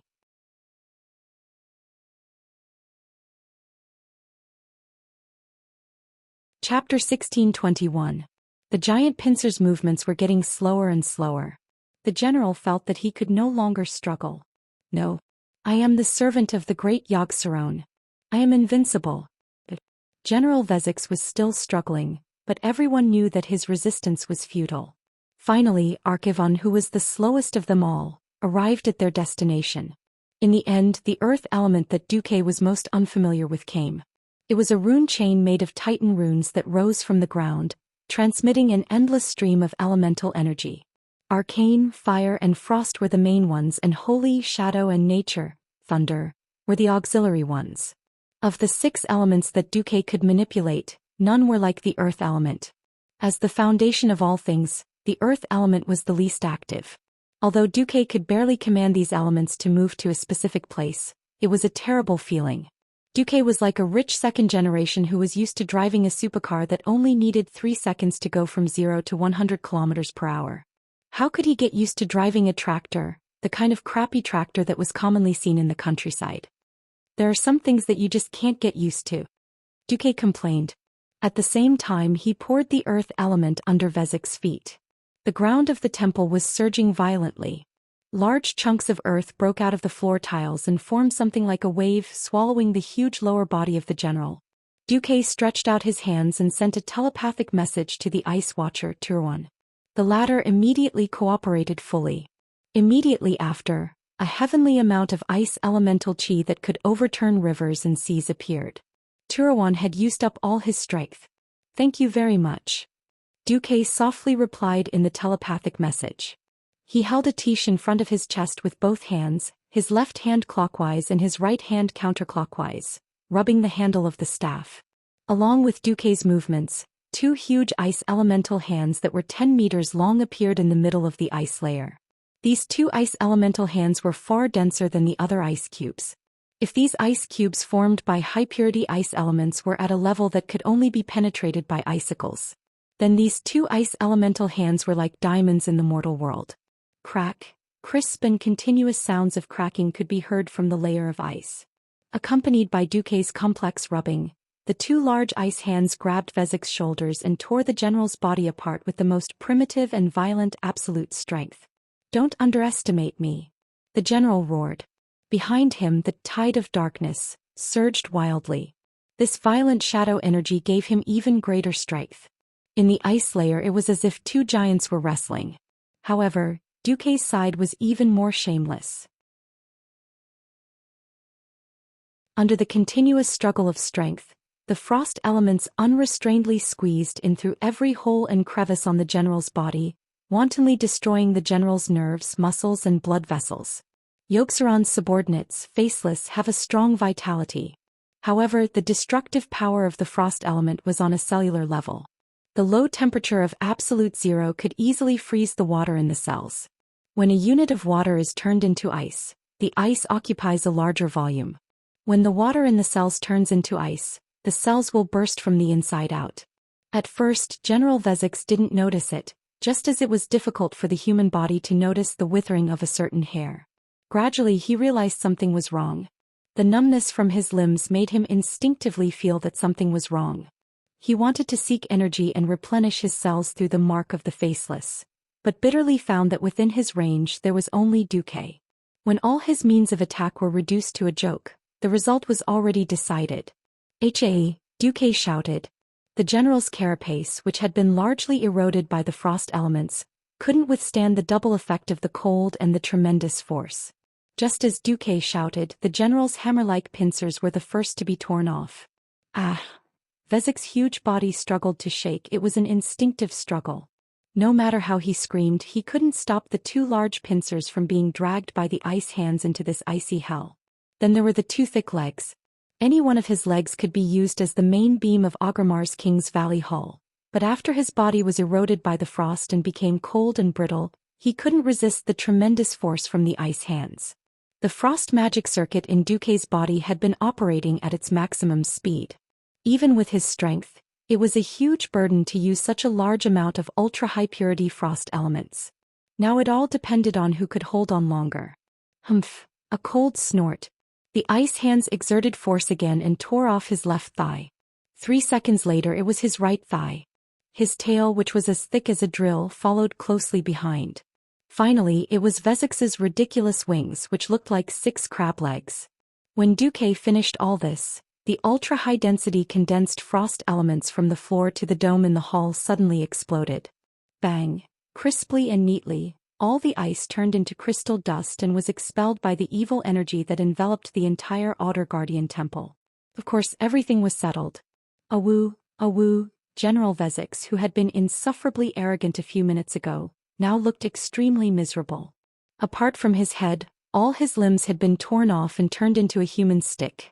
Oh no, a lobster stick. At this time, even the shell of his body had been completely destroyed by the frost elements, leaving only a ball of white, tender, and bloodshot flesh. He looked like a fat worm. As the largest hole in his body, his facial features had been thoroughly invaded by the frost elements and were completely distorted. Haha, why do I suddenly feel that this guy looks a little interesting? Kololan, who had been severely injured, was the most gloating. With heavy footsteps, the 4 great watchers surrounded him. Archivon asked, What do we do now? Before we take care of the other 3 guardians, I'll leave this place to you too, Duke ordered. No problem. Everything is for the Creator. Archavon pounded his chest. Duque glanced at General Vezix, who was wriggling on the ground like a worm. As for him, if his limbs grow out again, pull them out. But we can't let him die prematurely. Hehe. Happy to help. Kolalon grinned hideously. He stretched out his big hand that was covered in blazing flames and touched it. He tore off a large piece of flesh that was growing rapidly on the general's arm and completely destroyed it.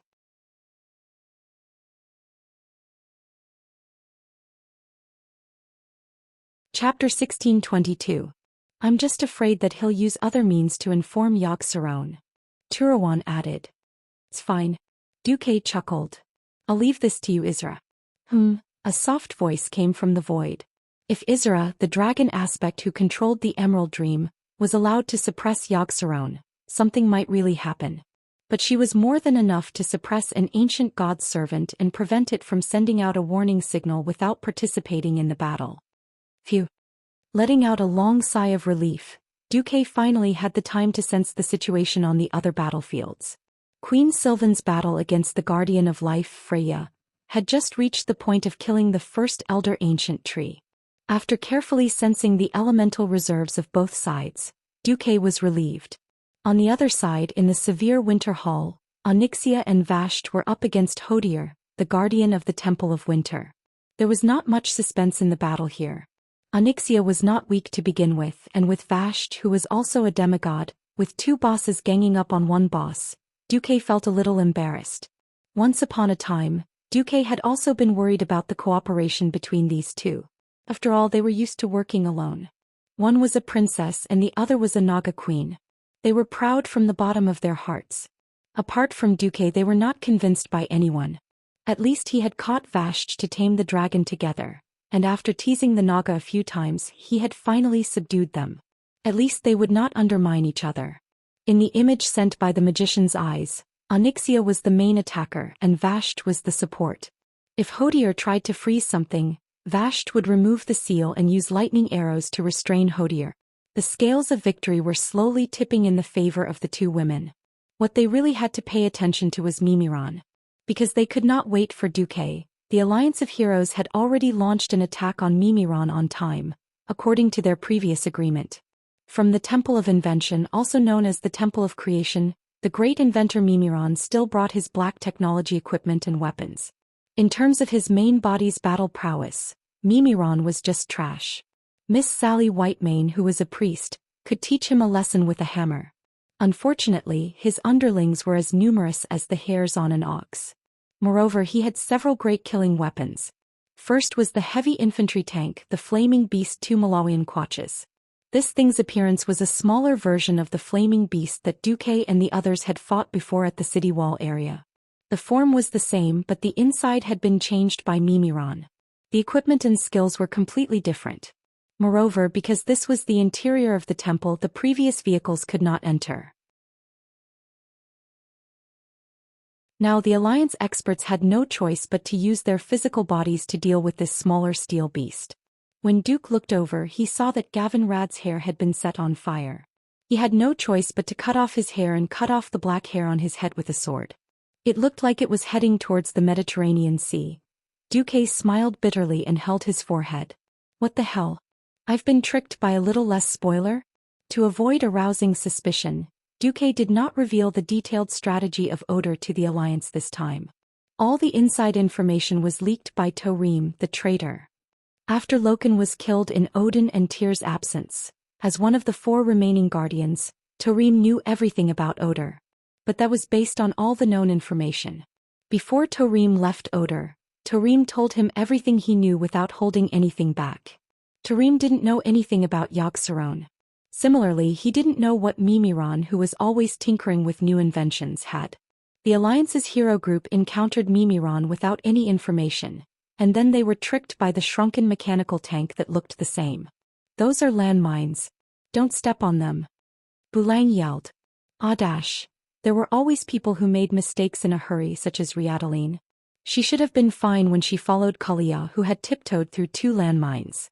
Unfortunately, that was a high-sensitivity landmine. The Blood Elf Paladin didn't touch the landmine, but her shield swung over it and detonated the landmine. Bang! There was a loud bang and a flame shot up into the sky within a 10-yard radius. If she hadn't activated the Holy Shield spell at the critical moment and forcefully entered an invincible state with super dense holy light, she would have broken a leg. The next second, seeing dozens of missiles flying in crooked trajectories fly up from the back of Little One's flame behemoth, Bulang's face turned green again. The rockets are coming, dodge. Perhaps because the rockets were too focused on accuracy, they weren't fast. If the Alliance powerhouses wanted to dodge, they could basically dodge them. However, every time a rocket hit the metal floor, it would definitely ignite a large area. This was a gasoline rocket bomb. If you were even a little bit touched by this thing, you would become a man on fire. Without enough holy light or natural spells to heal you, you would turn from a man on fire to someone familiar. Yes, the kind that smelled like barbecued meat. Unfortunately, when the entire flame chariot lit up with lightning and dense crackling sounds of electricity rang out, everyone's formation was disrupted again. Get out of the way. This time it was Theon who shouted. Because he had accidentally gotten too close, even he had almost been hit. This kind of ultra-high voltage electricity sputtering would kill someone in an instant if they were touched. At this moment, Mimran's Hall of Inventions was filled with fire, and there were fewer and fewer places for people to stand. Everyone was forced into chaos by the rampaging flame behemoth, and it could be said that it was a mess. It was in this situation that Magni saw in despair that the thick main cannon on top of the flame behemoth was aimed at him. The Shorty King no longer cared about his demeanor and shouted shamelessly, "I don't have avatar anymore. Protect me or we will all die together." That's right, in the previous wave of attacks, Magni had almost single-handedly taken the flame behemoth's plasma cannon head-on. Unlike traditional cannons, this black technology cannon that should not have appeared in Azeroth was completely like a laser cannon. Whether or not it was plasma remained to be seen. In any case, Magni, who could take the full attack of Balrog Ragnaros, knew that under normal conditions he would not be able to take this kind of concentrated attack that lasted for 7 seconds. It was not that he did not try to dodge, but he could not. Instead, there was one time when Chandris attacked too fiercely and attracted the main cannon's attack. Even a sentinel leader like Chandris, who was favored by the moon goddess, almost fell. In order to save her adopted daughter, Tyrande used up a precious god-given protective item. This time, when he saw the plasma cannon's light pouncing towards him and filling his entire field of vision, Magni shouted, "Duke? You bastard, why are you still not coming?"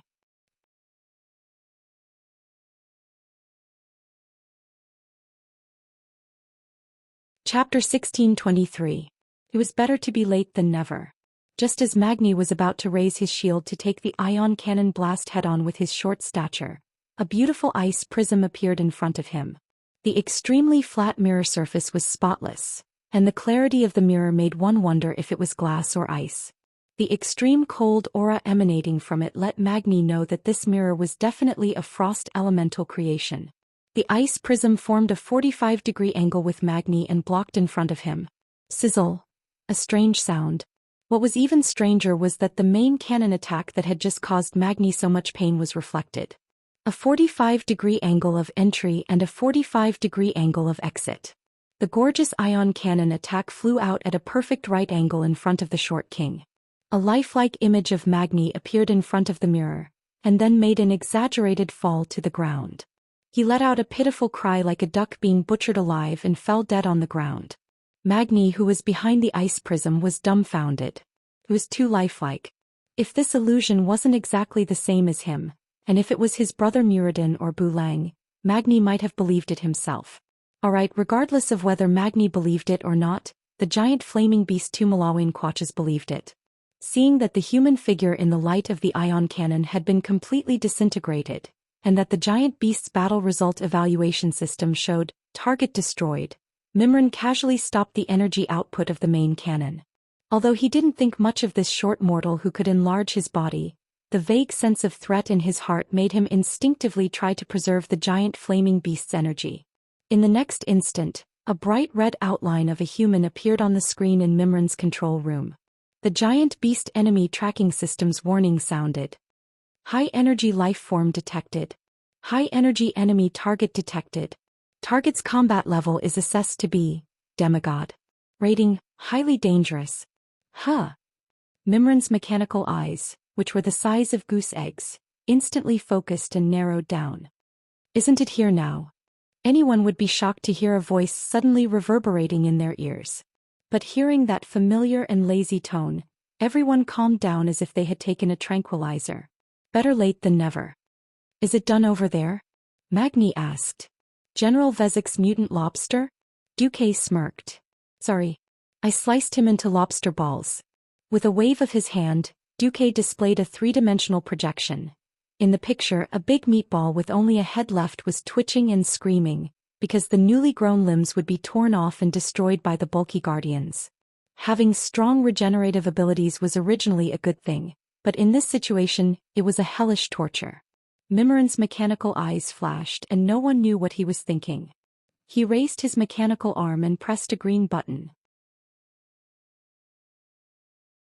Poof, puff. The continuous sounds of the lids being opened could be heard.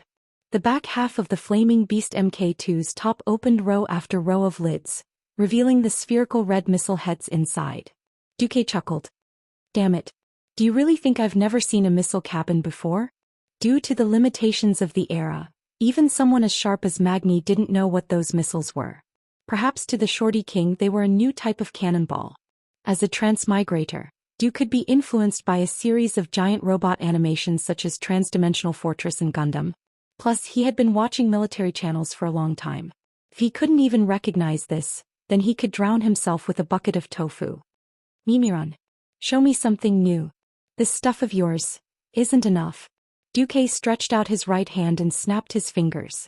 In an instant, over 100 magicians' hands appeared in the air above the entire workshop. The might of the 100-armed Reaper had reappeared. Whoosh, whoosh, whoosh. The pure arcane missiles hit the warhead before Mimiron's missiles even left the cabin. Mimiron was indeed a genius, but no matter how powerful a genius was, he would not consider many details without going through the test of battle. For example, the safety of the missiles. What if the warhead with the firing mechanism was accidentally attacked prematurely?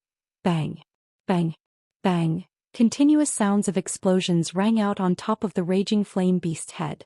One had to know that Mimiron's flaming beast used a napalm rocket bomb. Once the warhead was destroyed, the gasoline inside would instantly splatter everywhere. Not only did it splatter onto the flaming beast's head, but it also seeped into the missile tube. The flaming beast was just a machine, not a fire elemental creature. Whether it was the one guarding the city wall or this shrunken, improved model, they were not immune to fire.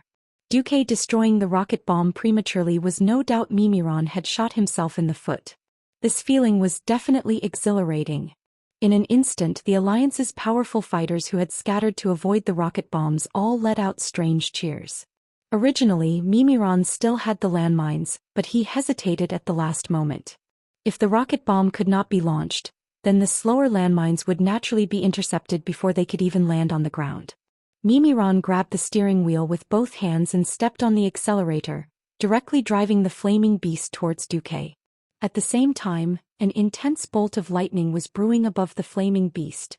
The corner of Duque's mouth curved into a mocking smile. Mimiron, if I use magic to defeat you, I'm sure you won't be satisfied. Fine, come on.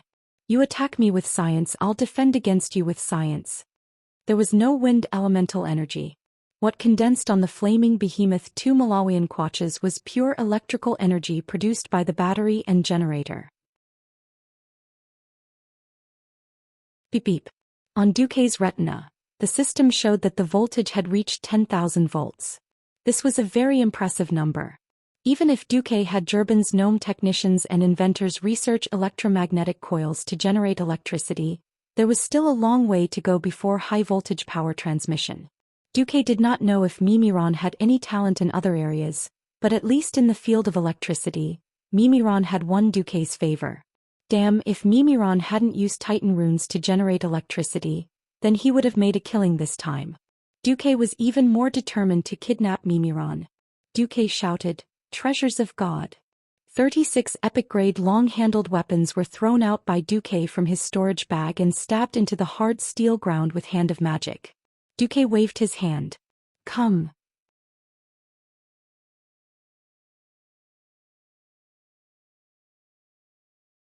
Chapter 1624. Don't show off. Show off and get struck by lightning. Duque had grown up listening to this saying. However, if a demigod with wind and lightning attributes were to be struck to death by lightning, it would be an absolute disgrace. As for the flame beast's high-voltage external armor, Duque could actually take it head-on. The reason why Duque had set up 36 dung forks, the imitation version of the Shadow Strike, personally made by the #1 blacksmith in the Alliance, Magni Bronzebeard, and set up a lightning rod array, was to seduce it. Come on. Head-on. Ba ba ba. The story of lightning rods and lightning rods could go on for an entire day. However, the conductivity of the 36 dung forks was absolutely unbeatable. 10,000 volts of high-voltage electricity was almost instantly directed away. The floor was made of steel and it was superconductive. In addition, Duze had secretly manipulated the electricity and directed it back in the direction of the flame beast. Immediately the flame beast fell for it. Beezy, beezy, beezy. In every corner of the giant mechanical tank there were sparks flying everywhere and billowing black smoke was also coming out. Before Duque had arrived, the flame beast Mk2 had already suffered a lot of damage from the Alliance's powerhouses. Duque's arrival was the last straw that broke the camel's back. The loud bangs signified that this giant toy that belonged exclusively to Mimiron was about to be destroyed. Logically speaking, the next one to appear was the EVX-001 laser cannon. None of the Alliance's powerhouses knew about this move of Mimiron's, but Duque knew. In the original history, the Allied forces that had broken into this place had never seen such a novel and unimaginable thing, so they were all stunned. No one could predict how much the flame beast would be smashed to destroy it, so they could only attack with all their might. In the end, when Mimiron gave up on the flame beast and entered the laser cannon instead, everyone was a step too slow. Only Duque knew how fragile Mimiron was in the transition period between one mechanical creation and another. Duque seemed to be very excited as he continued to bombard the flame behemoth with fireballs. However, in his field of vision, Duque stared at the HP of the flame behemoth determined by the system. When the HP number hit 0, Duque moved. He activated Flash and instantly disappeared from everyone's sight. At this moment, no one but Duque noticed that a small round hatch had opened on the top of the blazing beast, and Mimiron, who was carrying a jetpack, ejected himself out. Any modern fighter jet on Earth has the ability to eject and so on. This was because the training fee for fighter pilots was extremely expensive. Even if a country was crippled, it would be extremely painful. Therefore, the ejection device was used to save the lives of the pilots in the crashed fighter. Mimiron's jetpack was an ejection device that transcended the Azeroth era. Unfortunately, he was caught by Duque almost as soon as he left the protection of the giant flaming beast. A huge arcane energy palm grabbed him with one hand. Let me go. You barbarian. Let me go, The scene instantly quietened down. Without Mimiron as the mainframe, the various automatic defense systems that were still operating on the field all stopped working. The flame behemoth had already started to explode, and the laser cannons had yet to rise. It seemed like there was no way to fight anymore. Although everyone knew that this dwarf who looked like a dwarf but was actually made of metal was the guardian of the divine temple of creation, Mimiron. After all, this guy had mocked everyone before opening the portal, but it felt like this guy still had a lot of tricks up his sleeves. How did he get caught by Duque just like that? Do you know who you've caught? I am the greatest inventor, Mimiron, the faithful servant of the supreme god Yogg-Saron. Duque forced a smile and stretched the muscles on his face. Fool, stop shouting. You're being controlled. However, it was Tarim who asked us to come to Oder to save the three of you and deal with that guy Yogg-Saron. Duque didn't waste any time and directly let the large hand of magic grab Mimiron's metal head, which was obviously disproportionate to his body and looked like it had eaten Sonlu milk powder, and smash it hard on the metal floor. Let me tell you, The huge arcane palm directly made Mimiron kneel in front of Duque in an oar's posture, using his head to make intimate contact with the floor. I am, a magnificent and sonorous voice. Don't smash, the data will be lost. Who told you to believe in a cult? Just come under the command of the Duque Divine Church. Just like that, Duque put his hands behind his back and quietly pretended to be cool as he watched the dignified Titan Guardian kowtow to him. Well, of course, in the name of waking Mimiron up. On the side, the Alliance's powerhouses all looked at Duque dumbfounded. They knew that Duque was awesome, but they didn't know that Duque was already this awesome. The Titan Guardian who had forced them into such a mess was captured and beaten up just like that?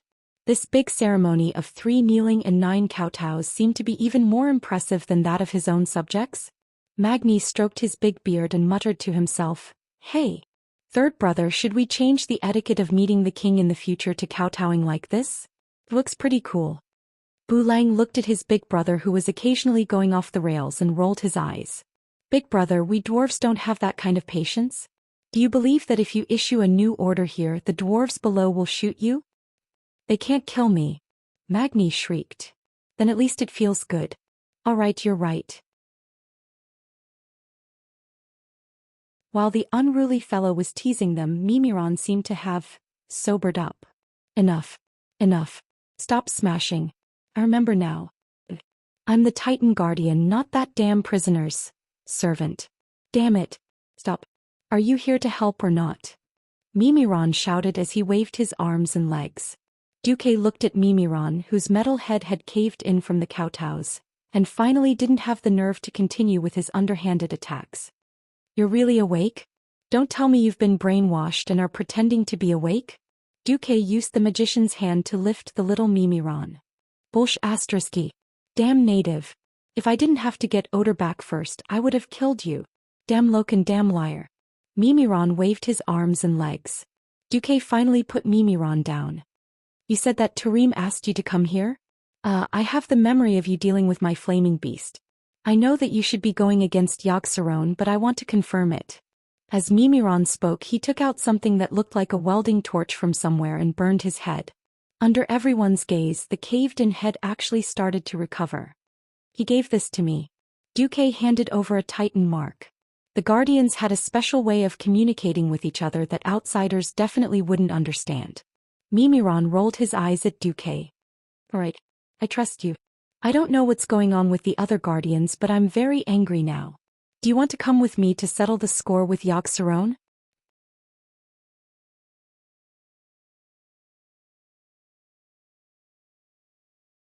Chapter 1625. With that, Mimiron waved his hand, and a huge circular metal trapdoor on the ground opened. Amidst the roar, a gigantic humanoid robot rose from above.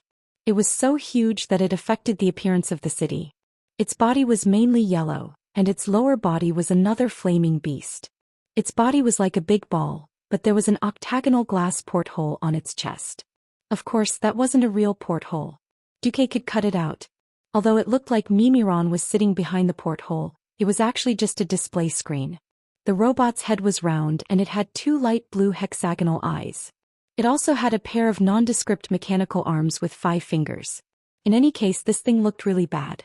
Thinking about it, this thing was another flaming beast MKI, a laser launcher VX-001, and a simple combination of the air command unit, which would normally only appear in the 3rd stage and had the same bird-like shape as Mimiron's head. Together, it was called Humanoid Combat Weapon V07 Arvon. In the Alliance camp, apart from Magni and Bulang who didn't know what aesthetics were, everyone else looked like they couldn't believe their eyes. Right. It was 2F** King Ugly. Duque estimated that if this thing was made into an anime on Earth, it probably wouldn't sell well even in the least developed celestial empire in the 80s. Ugly as it was, this thing's combat power was top-notch. This was because this robot had all the weapons and equipment of the previous 3 parts. His life goal was to use technology to slay a god. This was a description of someone like Mimiron. Although its power wasn't enough to kill Yogg-Saron directly, it was definitely a great help. Duque's face twitched. He had to say that this was an unexpected surprise. The huge robot that should have been dismantled by the Alliance army in the battle had now become a loyal subject and rejoined the ranks of the Alliance army. Duque appeared on the shoulder of the huge robot in a flash. He noticed something that looked like a camera, so he raised his hand and projected the image of a Gundam unicorn in his hand. The camera kept flashing and Mimiron's voice came immediately. Do you like inventing and creating too?" "Yes. Unfortunately, I don't have the time today. Let's find a chance to have a good chat after we get rid of Yogg-Saron. That's great. Mimiran's voice was filled with excitement. We share the same interests. We're on the same path. My path is not lonely. Even if he was being controlled, Mimiran still had his previous memories. He suddenly thought he understood how Duque was able to catch him so accurately when he was changing mecha. If he wasn't from my robot faction, how could he possibly have such foresight? If not for the sense of duty that the Titan had planted in his heart driving Mimiran, he would probably have dragged Duque along without a care and chatted with him for 10 days to half a month. The alliance leaders were all stunned. That's it. Jaina appeared beside Duque and asked. Duque shrugged. What else do you want? Fight for 300 rounds and then wait for Yogg-Saron to come out and kill us all?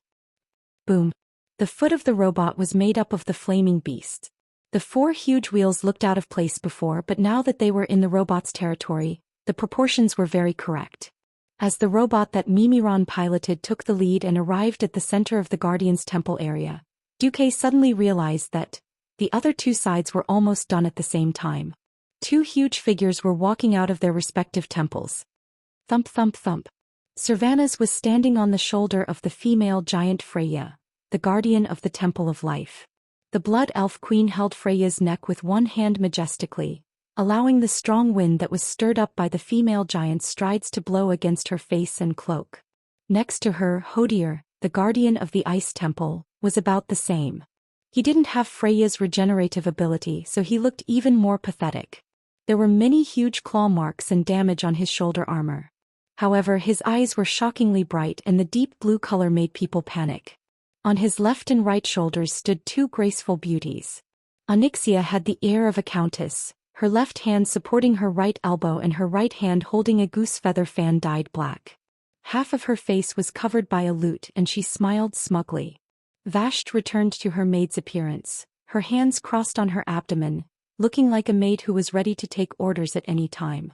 But there shouldn't be any maid who would be so arrogant as to stand on the shoulder of a guardian, in front of outsiders. Onyxia and Vashti naturally gave Duque enough face. With a small jump they landed on the ground and bowed to Duque. Master, I'm glad that I didn't disappoint you. Well done. Duque praised them calmly. In the Alliance hero group, Hoof Iriel stuck out his tongue, as if complaining that he had 2 demigods as servants. Duque really had no one else. I'm done here too. Queen Sylvanas tapped her toes and a gust of wind carried her down. Many of the Alliance's powerhouses noticed that Freya's expression seemed to be a little strange. Freya walked past Tarim, who seemed to have withered up and was almost dead. A pair of huge and graceful palms pressed on Tarim's chest, and a surging green brilliance was sent in just like that. The effect was immediate. Tarim, who looked like he had used up all his energy and was about to become a weathered stone statue, began to tremble violently. A few seconds later he coughed 3 times and spat out a large black sticky ball of liquid.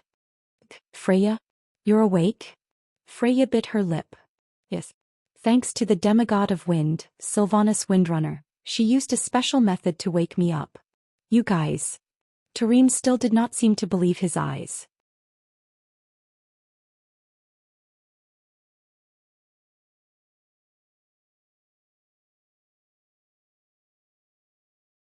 Chapter 1626. Yogg-Saron, the Beast of 1,000 Throats. How powerful was there's a silly dragon? In history, without the help of the 4 guardians of Odor, the chance of defeating this ancient god was 0. Not infinitely close to 0, but absolutely 0. Its true strength did not lie in its terrifying elemental attacks, nor did it lie in its god-level physical attacks that could destroy a city with one slap. Yogg-Saron's strength lay in its mental retardation, which was the legendary monkey's mental subtraction, passed down from generation to generation. As an ancient god who was the best at control, Yogg-Saron could use all kinds of dirty methods and attacks to attack the enemy's will. As long as someone's will collapsed and their intelligence dropped to 0, they would completely become Yogg-Saron's soul slave. Unless their soul was completely destroyed, even if they became an undead, they would still be loyal to Yogg-Saron. This was the so-called, you can't keep your intelligence even if you leave the group. It was not easy to nurture a strong person. From a weak elite to cross the red line of hero to a legendary hero and then to a demigod, It was more than 1 in a million. Not to mention anything else, no matter who died in the alliance, Duque would die of heartache. However, the few ancient gods took turns to court death. If he did not beat these guys to death, Azeroth would not have a day of peace. Duque felt a little weak. Other than that, Yogg-Saron's style of play was essentially quite restrained against Duke, who was not strong-willed. Although Duque had grown up and could absorb the moral integrity of the saints as a supplement to his will, Duque was still a vulgar person who loved to have a harem and start showing off. If Yogg-Saron found Duque's weakness, it was unknown what would happen to Duque after Duque's mental barrier made by the system elves failed. Duque bit the bullet. With the 4 guardians gathered, Freya was the first to speak. The female giant said, "As long as I can free up my hands, I will help heal everyone. And I know that everyone is most worried about being controlled by Yogg-Saron and losing your mind again. I just contacted Odor's main control computer and loaded a part of the Clean Lorcan's ability. I can summon a few wells of wisdom in battle. As long as you're beside this well, everyone's mind will be nourished and the side effects of Yogg-Saron's mental attack will be reduced." Freya changed the topic. "I can use the Titan runic magic circle to calm everyone's mind. In return, it will weaken everyone's control over their own power. I estimate that the circulation speed of magic circuits for mages will be reduced by at least 30%. Duque secretly complained, "It's more like half."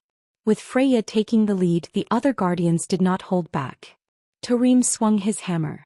"I will use Titan Storm to attack all enemies." At the same time, a Titan rune magic circle opened under Tarim's feet.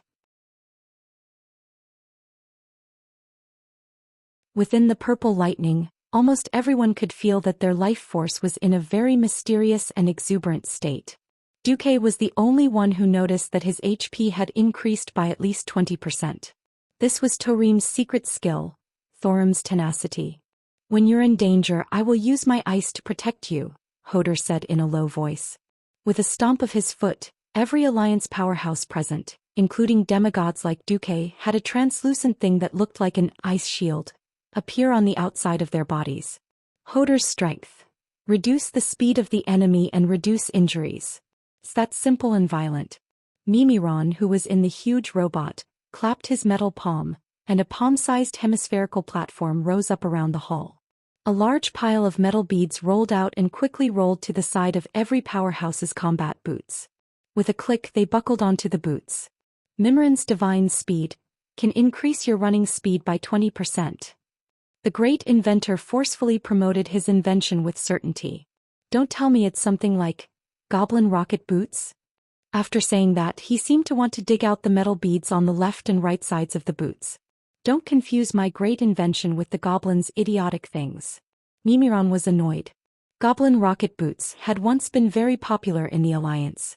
In theory, as long as the 2 spurs at the back of the boots touched each other, one's running speed would increase by more than 50%. However, it was made by goblins who killed people and set fire to gold. The goblins' success rate was really F***king touching. Not to mention the more than 50% chance of exploding. Just the acceleration alone was enough to make people who weren't used to it despair. That was to tie 2 rockets to the heels of each shoe. Once they were activated and you couldn't maintain your balance, you would fly to who knows where. The scariest thing was that there was once an unlucky guy who experimented with the rocket boots, and his whole body was torn in half. In response to Magni's worry, Duque coughed twice. "The greatest inventor's invention is definitely not a problem." Duque helped. Mimiron, this simple-minded guy with super high IQ and EQ, had a good impression of Duque on the spot. "You know me best." After a short rest, with the 4 guardians taking the lead, the group marched in the direction of the Stairway of Madness. Soon, everyone saw the 4 guardians happily playing a sadistic game. "Hee. Done." Alkavon grinned. "Done." Still standing on the shoulder of Mimiron's robot, Duque nodded. "Then you're useless." The Flame Guardian Corellon was the most ruthless General Vezix. He jumped on the spot. What kind of momentum would a 10-story tall giant have when he jumped up? Even a landslide would be nothing more than this. Corellon, who had gathered all the fire elements on his feet, fiercely kicked the ugly head of the general. The general's head exploded. There was no blood and flesh splattering everywhere. All the flesh and blood were instantly burned by the flames on Coralon's feet. Coralon, who was disgusted, was still worried. He burned the general's corpse with a fire. Humph. Every powerhouse of the alliance snorted when they walked past the general's corpse. However, everyone knew that the real enemy was still in the crazy stairs. Every powerhouse's heart was heavy when it came to Xianxia. The Guardians felt guilty for their dereliction of duty, while some of the alliance powerhouses were a little emotional. Big brother, is Xianxia the guy who spread the curse of flesh and blood? Bulai asked. In a sense, the appearance of the various races in Azeroth was also a byproduct of the curse of flesh and blood spread by Xianxia to weaken the Titan creations. I don't recognize this guy as the ancestor of the dwarves, Magni said fiercely.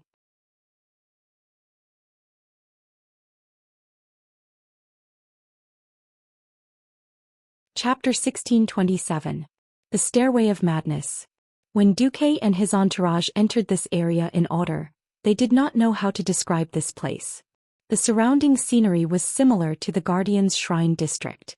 It was still a gigantic palace built with giants as the standard. Everyone was here to slay the evil god. When they saw the gigantic Greek pillar that required dozens of people to wrap their arms around it, they had already gotten used to it. The shrine was still the same shrine, but the aura and atmosphere in the air were completely different. Everyone thought that this place would feel like Angela or the Hacker Shrine, filled with traces of worship for the evil god. Who would have thought that it was not like that at all? The surroundings were filled with a transparent aura, spreading a slight sense of joy. This feeling was very faint, so faint that it was almost undetectable. However, Duque was very cautious. As a transmigrator, he had seen countless horror films and was well versed in the success of horror films. If the opening scene was filled with a terrifying atmosphere of death, then the horror film was destined to fail at the box office. From normal to terrifying, it was a single portion. From happiness to terror and despair, it was not a double portion but 4 or even 10 times the impact. This was the psychological difference from heaven to hell. Therefore, the Paste's rule was to first create a joyous and peaceful atmosphere. Duque looked around. He thought that someone would notice it. Who knew that the calm wise ones did not see a single one, but the hoof in the middle of the waves did. La la la la. Immortal skipped forward in a relaxed and joyful manner. That special, slightly crooked S-shaped leg was like a small spring. Its light posture reminded Duque of a primary school student carrying a small backpack to school on his first day. When worn on a hoof, it was like, I didn't take my medicine today, I feel cute. What the hell is cute? Duque was annoyed. Duque was furious. Without another word, he went up and grabbed the hoof's little tail that was swinging around. Ah! The hoof cried out in shock. Then Duque gave its butt a flying kick and it almost fell flat on its face. Duque, what are you doing? He didn't call Duque by his title. His hoof had improved. If he called Duque commander, that would be fair to fair. Shadan. There's something wrong with the air. The moment Duque's voice fell, the experts of the Alliance all reacted in unison. Magni and the other scientists immediately took out gas masks from their storage space bags. Jaina had already activated Frost Barrier. In one breath she expanded the barrier by 100 times, enveloping the entire Alliance hero group. She was already a breaking dawn, so this wasn't too much of a burden. Duque shook his head and said with a frown, "No, stop all of them. These things are useless. What I mean is that there's a strange spiritual energy in the surrounding air." Magni put away his gas mask and Gianna retracted her shield. But Theon and the others didn't understand. Do a lot of people feel a little happy and delighted? A little. Everyone thought about it. The calmer and more determined a person is, the less likely they are to be influenced. Everyone understood what Duke was trying to say. I don't get it, Magni said with a frown. Theon, Gavinrad, Marid, Riadaline and Imriel are all holy knights. The other 4 don't feel anything. Even if they don't believe in the holy light, they only feel a little excited. Why is it only Imriel? Imriel also seemed to realize that she was wrong. She covered her butt and stood there like she was wronged. She didn't dare to complain about Duque kicking her butt. Duque pressed a hand on Imriel's head. Didn't you notice? This fellow is the youngest. When Duque said the answer, Alicia and Kalia felt like arrows were shot in their hearts. From the perspective of humans, The elves and dwarves present were most likely old demons. In terms of age, these human females were all aunties. However, after gaining immortality, they ignored the age limit. Eternally 18, eternally beautiful like a flower. Even if the age of one's body was fixed, the gradual increase in age and experience would ultimately make one more mature. Hoof was the only one. Although she was already the leader, deep down she was still a real girl. Duque suddenly felt a little envious of the Drenii. Their bodies grew up very early, and then it was an extremely long period of youth. When they finally died of old age, their bodies would rapidly deteriorate.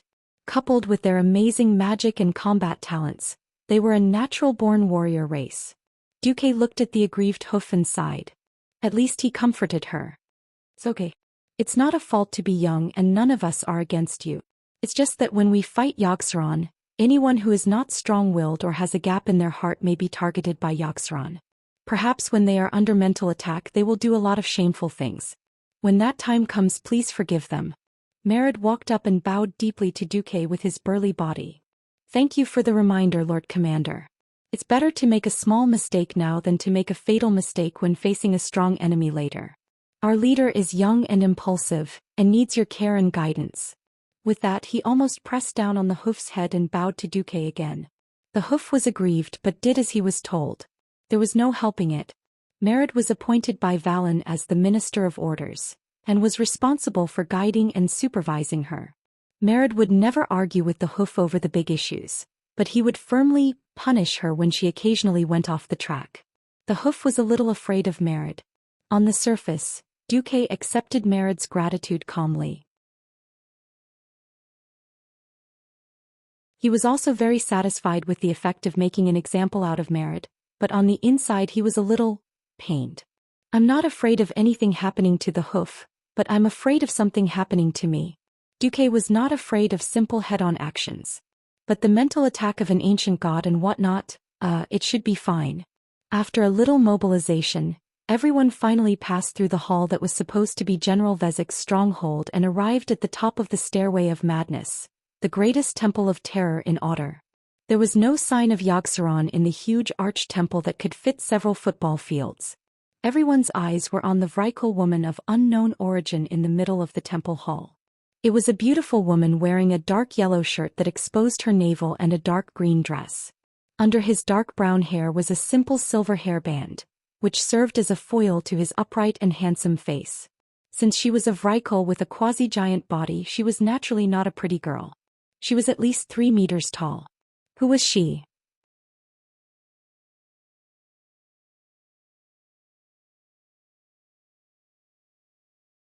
Chapter 1628. She calls herself Sala. She's the messenger of Yogg-Saron's will. She once claimed to be the so-called Master's messenger. Freya, the guardian of the Church of Life, said through gritted teeth. Yogg-Saron's brainwashing was perfect.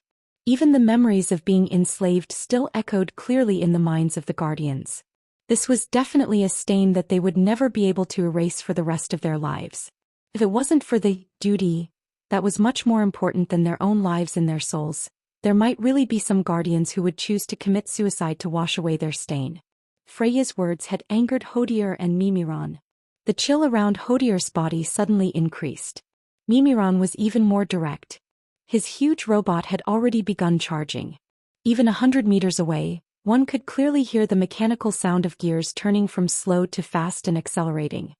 You traitors! How dare you come back? Didn't I ask you to guard this great temple? Sala spoke in a majestic female voice. It was quite uncomfortable to the ears of Duque and the others, like a male duck preparing to give a concert. For Freya and the others, it was a slap in the face. Hodier took a step forward, his voice like thunder. We are the servants of the great Pantheon Titan, not the slaves of your dirty and disgusting master. We will make Yogg-Saron pay the price. This is none of your business. Get Yogg-Saron out. Ha! Sala let out a rough laugh. Lowly slaves of the Pantheon. Whose slaves do you think aren't slaves? Used to be my slaves. Even if you break free for a while, even if you bring companions who think they are strong. But I want to tell you, you and your companions will all become my slaves. Ah. She actually used I to address them? Could she be? Duque's face was as dark as water. Yes. Everyone, don't be careless. This woman named Sala is the incarnation of the ancient evil god Xian. No one knew how powerful the incarnation of an evil god was. Presumably, the guardians wouldn't mind beating her up as Xian. Accept your punishment, evil god's incarnation. The most irascible thunder guardian Tarim was the first to speak. At this moment he had transformed into the god of hammers. He took the lead and raised the hammer that was filled with dazzling lightning. With a leap slash he smashed the hammer into the ground. Don't. Duque reached out to stop Tarim, but he had only said one word when Tarim jumped over him. Faster thief. At this moment Sarah was invincible. Impulsiveness is the devil. In fact, it wasn't just Duque. Freya and the other two guardians had also noticed the problem. That tiny incarnation of Xian seemed to be right in the middle of his field of vision, but in fact she did not exist in this hall at all. She was more like a projection that existed between reality and illusion. What's the use of you, Tarim, directly using your ultimate move? Only Duque knew that Tarim's actions were not only useless, but they were also more of a hindrance. With Sarah as the center of the battlefield, there were 5 green clouds from near to far, revolving around Sarah in concentric circles. At first glance there was nothing special about these clouds. Only those with enough eyesight would realize that these were the exits of the 5 space passages. Tarim, be careful. Your existence will serve as a spatial marker for those clouds. It will trigger more servants of the evil god to enter this world. According to Duque's experience in the game, without Tarim's interference, these green clouds would naturally produce Xian guardians. At first it would take about 30 seconds for one to appear.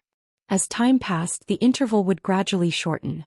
In addition, players who stepped into the green clouds would immediately produce the next Xian guardian. He did not know what would happen when a guardian like Tarim encountered the clouds. The answer would be revealed soon. Haha. Stupid guy, you're really only fit to be my slave.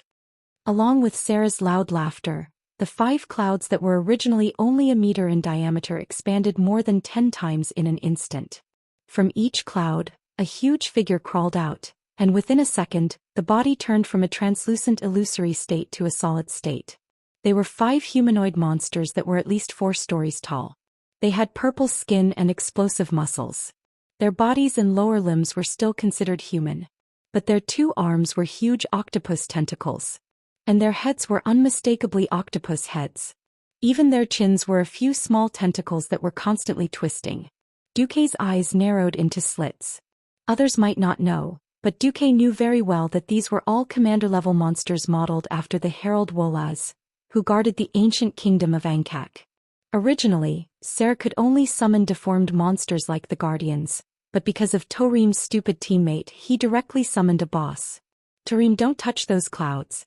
Also, you deal with the monsters that you created yourself. Duque yelled. Based on the principle of cleaning up one's own mess, Duque was absolutely unwilling to let the Alliance's powerhouses take action. But, before Duque's voice trailed off, something happened. Tarim had even lost his hammer. His eyes were red and he covered his temples with both hands. The veins on his neck and face were bulging and he looked like he was in pain. Oh no. You can't deceive me, Sif is dead. Duque's face darkened. Seeing this scene, of course he knew that Tarim was under a mental attack. Xian began to invade Tarim's mental world through illusions. A 10-story tall giant, not to mention going crazy, even a fart could shake the earth. Duque and the other little ones could only roll as far as possible to avoid being affected by Tarim, who was rolling on the ground. Freya's expression turned ugly. We're in big trouble. Xian is familiar with our mental world. If we get too close, there's a higher chance that we'll be re-brainwashed and then controlled. It'll be faster than before. On the other side, Mimiran's huge robot had already popped out 2 palms as grappling claws, grabbed Tarim's shoulder, and dragged him towards the entrance of the hall. Freya summoned a cauldron the size of half a football field. It was a large well of wisdom. She tried her best to resist Xian's mental invasion of Tarim. Tarim's veins had subsided quite a bit. As for his combat power, it seemed that he couldn't count on him too much. Tarim, you. Duque wanted to curse and give the word, trash, to this deceptive guardian. In the end he could only sigh. Tarim, you're such a disgrace. Leave the group.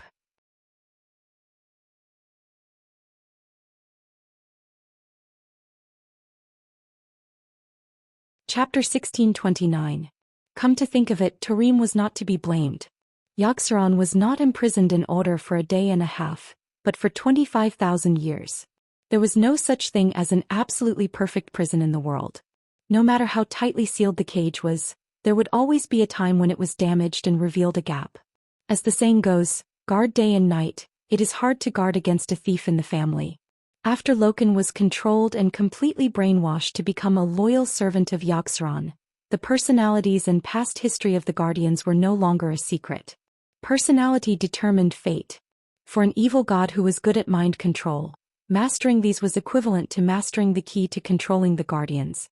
Without the help of outsiders like Duke, even the four Guardians, Tarim, Hodier, Freya and Mimiron, would have been completely brainwashed after being controlled by Yaxaron for a year and a half. In the end they would have been beaten to death like how they dealt with Loken. Although the four Guardians were now awake, if they could be controlled once they could be controlled a second time. With Yaxaron's familiarity, the second fall would be faster and deeper. Perhaps the second time would not be a simple beating that could wake them up. Sigh. Duque let out a long sigh and his expression immediately changed to one of awe. Let's go. Behind Duque, a slim woman in red suddenly began to transform under Sala's gaze. In the short span of 2 breaths, he had transformed from a tiny human into a massive black dragon. Before the black dragon came over, she took a deep breath.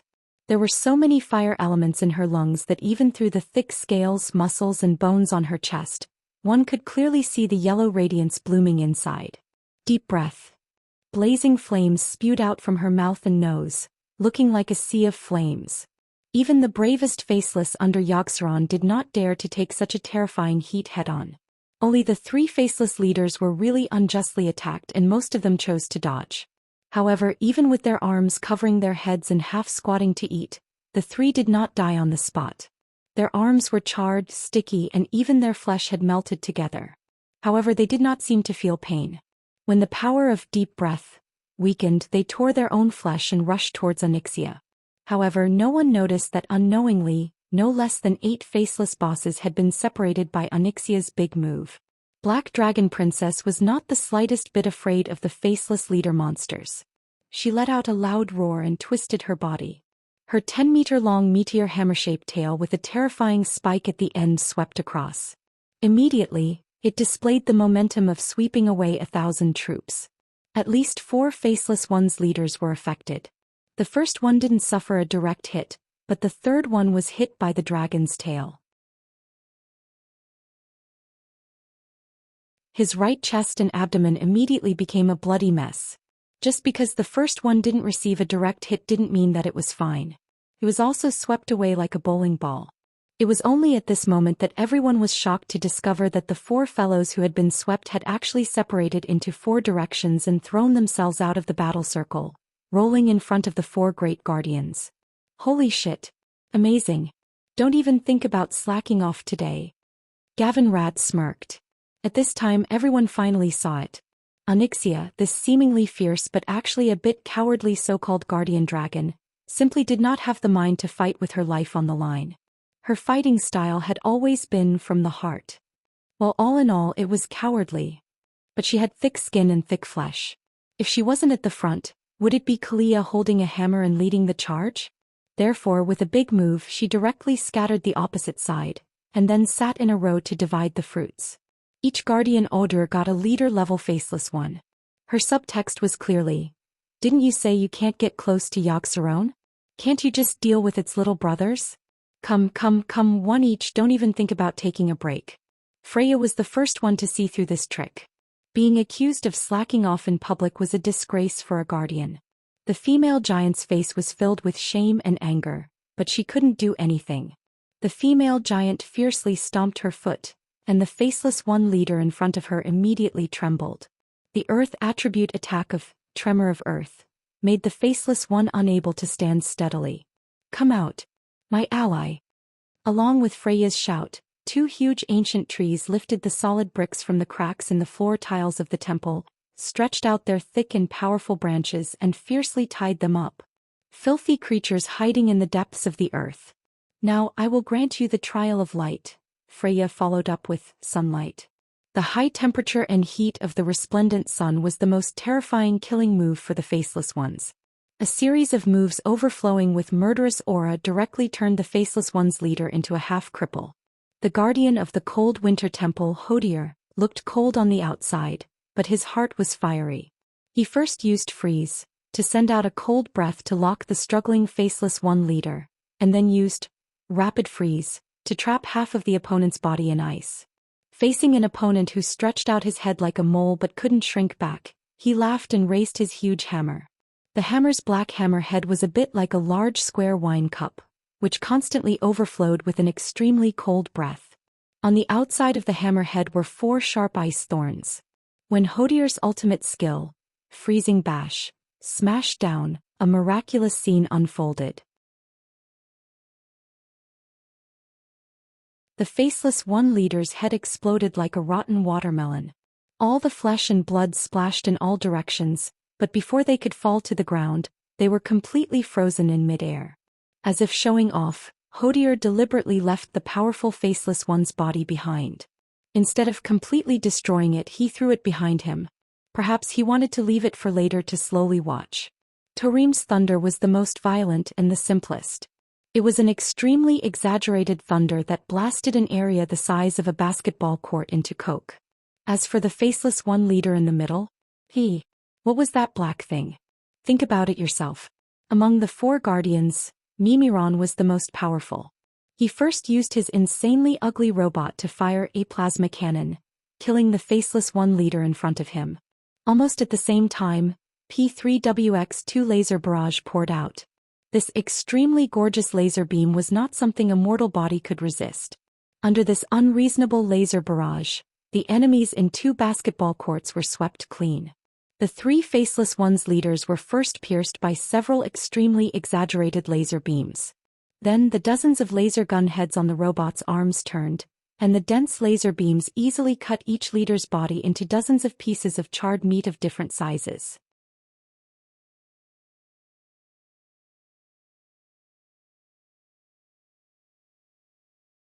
Chapter 1630.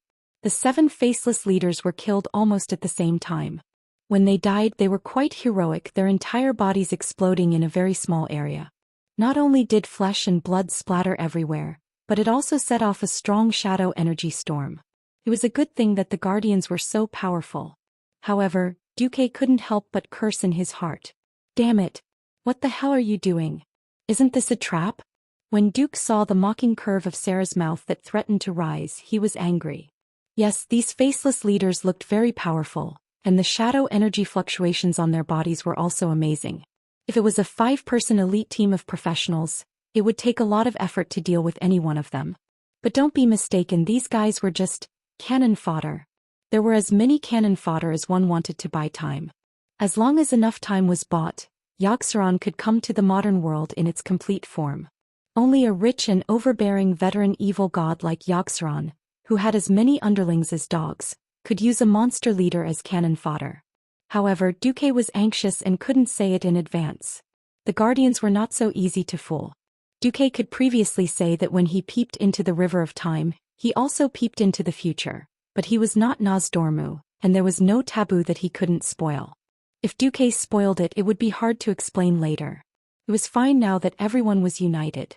After the fight was over, they would not settle accounts, but it would not be good to have a grudge between Duque and the Guardians. Originally, after Sarah showed her hand, Duque would immediately analyze it. Who knew that the Guardians would be so fierce that they directly killed 7? Awesome. Unfortunately, it was too awesome. Seeing that Sarah didn't say a word and directly summoned 8 faceless leaders in the green cloud, almost everyone, including the 4 Guardians, froze for a moment. Only Duque was clear-headed.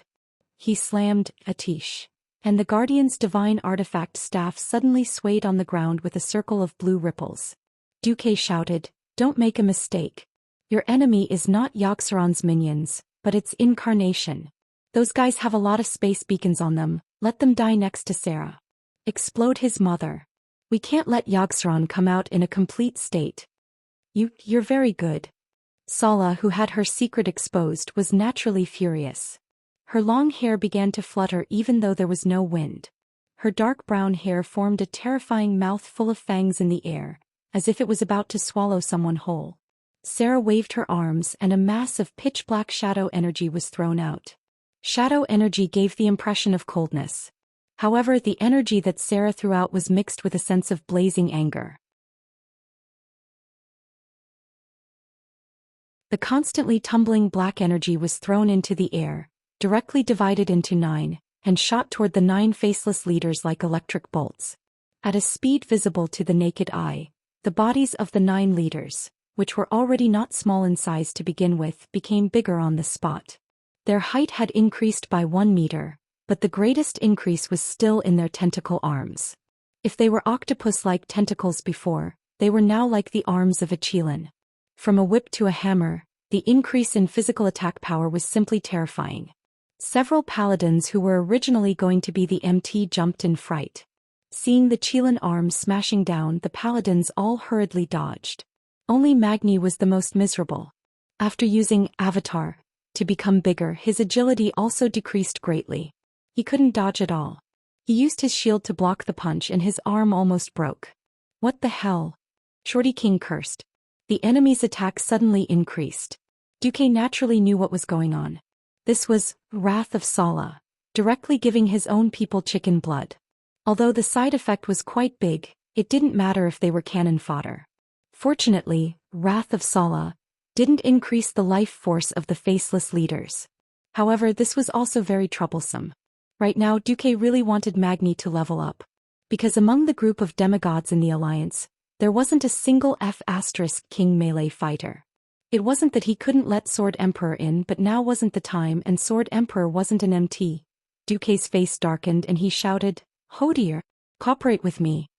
Duque, who rolled up his sleeves and entered the arena, was naturally very strong. Originally, it was very difficult for Duque to link with Winter Guardian Hodier just by using Azeroth's ice elemental magic. Don't forget that a while ago, the Big Mouse Duque had been entrusted by Alexstrasza to help Calegos preserve the magic Titan runes that originally belonged to Maligos. In an instant, the Ice Titan runes that represented the most primitive of the world began to dance around the 2 guardians, Duque and Hodier. The Titan energy that represented the most primitive of the world's laws only lasted for a 10th of a second before it surged. Even though it wasn't specifically targeted at the Alliance powerhouses, the absolute 0 level of freezing air that spread throughout the hall was still a little unbearable for the Alliance powerhouses. "Come closer to me," the former elf prince Kale, that shouted, and then he released 5 spinning golden flames around him. The seemingly small flames kept circling 10 meters away from Kale, that's drawing out a heart-like area that was enough to resist the cold outside. Onyxia also knew that Duque was taking care of the Alliance powerhouses. Her dragon eyes blinked, and in the end her whole dragon lay down, blocking the shock wave of the cold for the mortals. "Ha!" Duque shouted and suddenly stretched out his right hand. Absolute 0 freeze break. An illusory iceberg suddenly appeared in the east, south, west, and north directions. The 4 icebergs collapsed at the same time, setting off a terrifying wave of ice that reached the top of the temple. It was an iceberg formed by the convergence of countless ice elements. It was crushed into powder, instantly frozen, exploded again and frozen again. This ultimate move that combined physical and elemental double damage suddenly forced the remaining faceless leaders into a dead end. There was no room for resistance. Under the surging impact of the ice wave, they directly collided with each other and were all forced to Sala's side in a messy posture. Sala didn't exist in the present world of Azeroth. The ice wave easily passed through her body and couldn't cause any harm to her. However, the 9 faceless leaders piled up around her, looking extremely strange. What made her even more ashen was that Duque had obviously found her Achilles' heel. Right. As long as these guys died beside Sala, when they self-destructed, Sala's avatar would also be destroyed, and then Yogg-Saron would be forced out in advance. Smash him to death. My hammer. Tarim's hand flashed with lightning as he once again hoarded the power of lightning on his warhammer.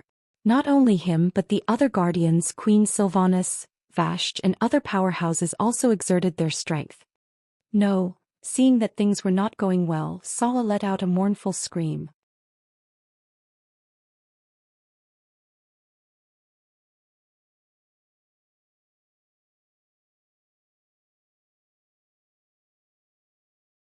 Suddenly, a pair of bright wings burst through the leather clothes on Sala's back and spread out with a whoosh. Sarah had become the battle angel Vrykul. Duque had seen this scene countless times in the game. He didn't think there was any problem before, but now that he was in the world of Azeroth, Duque couldn't help but wonder, damn it, what does the Vrykul have to do with Yogg-Saron? Perhaps the incarnation of Yogg-Saron had already begun to sneak out of Oder 10,000 years ago and spread the seeds of nightmares everywhere.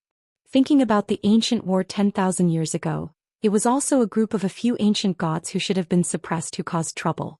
Enzos was involved, but Yogg-Saron might have also used mind control or inducement to secretly add fuel to the fire. That was why the High Elves courted death.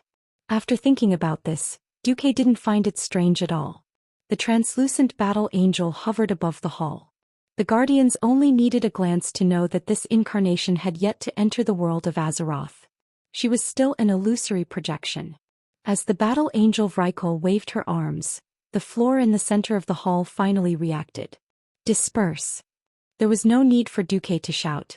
Seeing this, the experienced Alliance heroes had already dispersed in advance. Suddenly, all the experts felt an inexplicable fear in their hearts. No one could look away. Everyone's line of sight had been firmly locked by the rapidly distorting space in front of them. The air in the hall was completely still. Whether it was the dust from the battle just now or the smell of blood that should have spread, everything was locked in place. A terrifying radiance surged out from the ground below the battle angel Vrykul hovering in midair. The existence known as evil was gushing out from there. It was silent, quiet, and terrifying. All the living beings in the hall, whether they were non-living beings or not, seemed to have received the greatest degree of shock and were silent. Everything seemed to kneel down respectfully because of the horror of the one who was about to come out.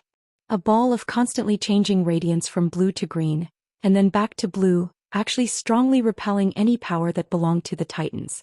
In the hall, the pillars engraved with Titan runes were dim. These pillars were once equivalent to the chains on the ancient god Yogg-Saron's cage. Now there was no longer a trace of energy fluctuation on them.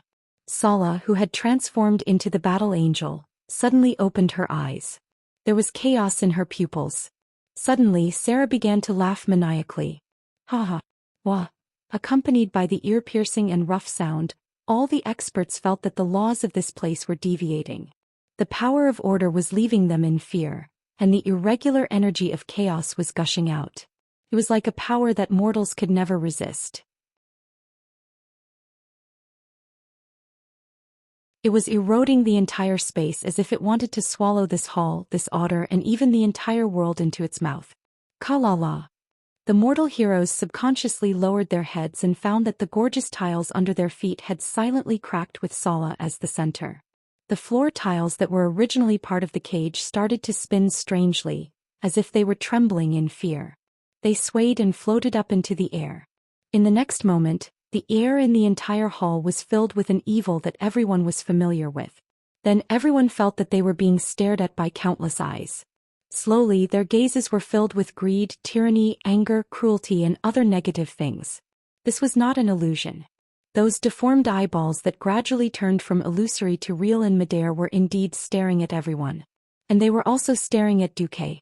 Whether it was Duque or the Guardians, no matter who it was, being stared at by hundreds and thousands of eyeballs was a normal reaction. All the experts felt a chill in their hearts.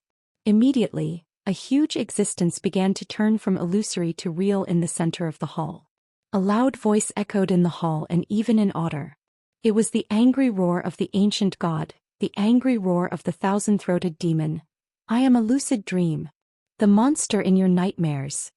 The demon with 1,000 faces. Foolish mortals and guardians, tremble in my true form. Surrender before the god of death.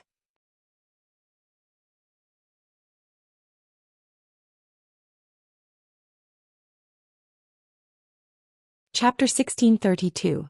As a mutant super boss, Yogg-Saron was very ugly. Affecting the city's appearance and scaring children was used to describe a guy like it. In other words, all the ancient evil gods were guys who let down the audience. Previously in the game, Duque felt that Thun Yaxaron and so on were all very ugly. Now that he had encountered it in real life, he realized that Daddy Blizzard's artists had really used Photoshop.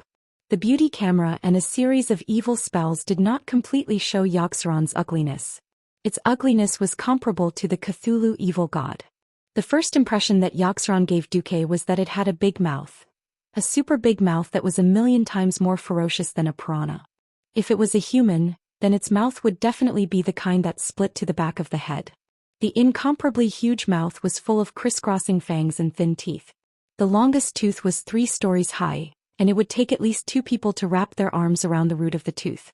Above the big mouth was a toad-like skull. 5 senses. Okay, this thing was not just 5 senses, it should be 1,000 senses. The top of the skull was densely packed with eyes that seemed to be randomly distributed. In fact, they were not eyes. They were small mouths full of fangs.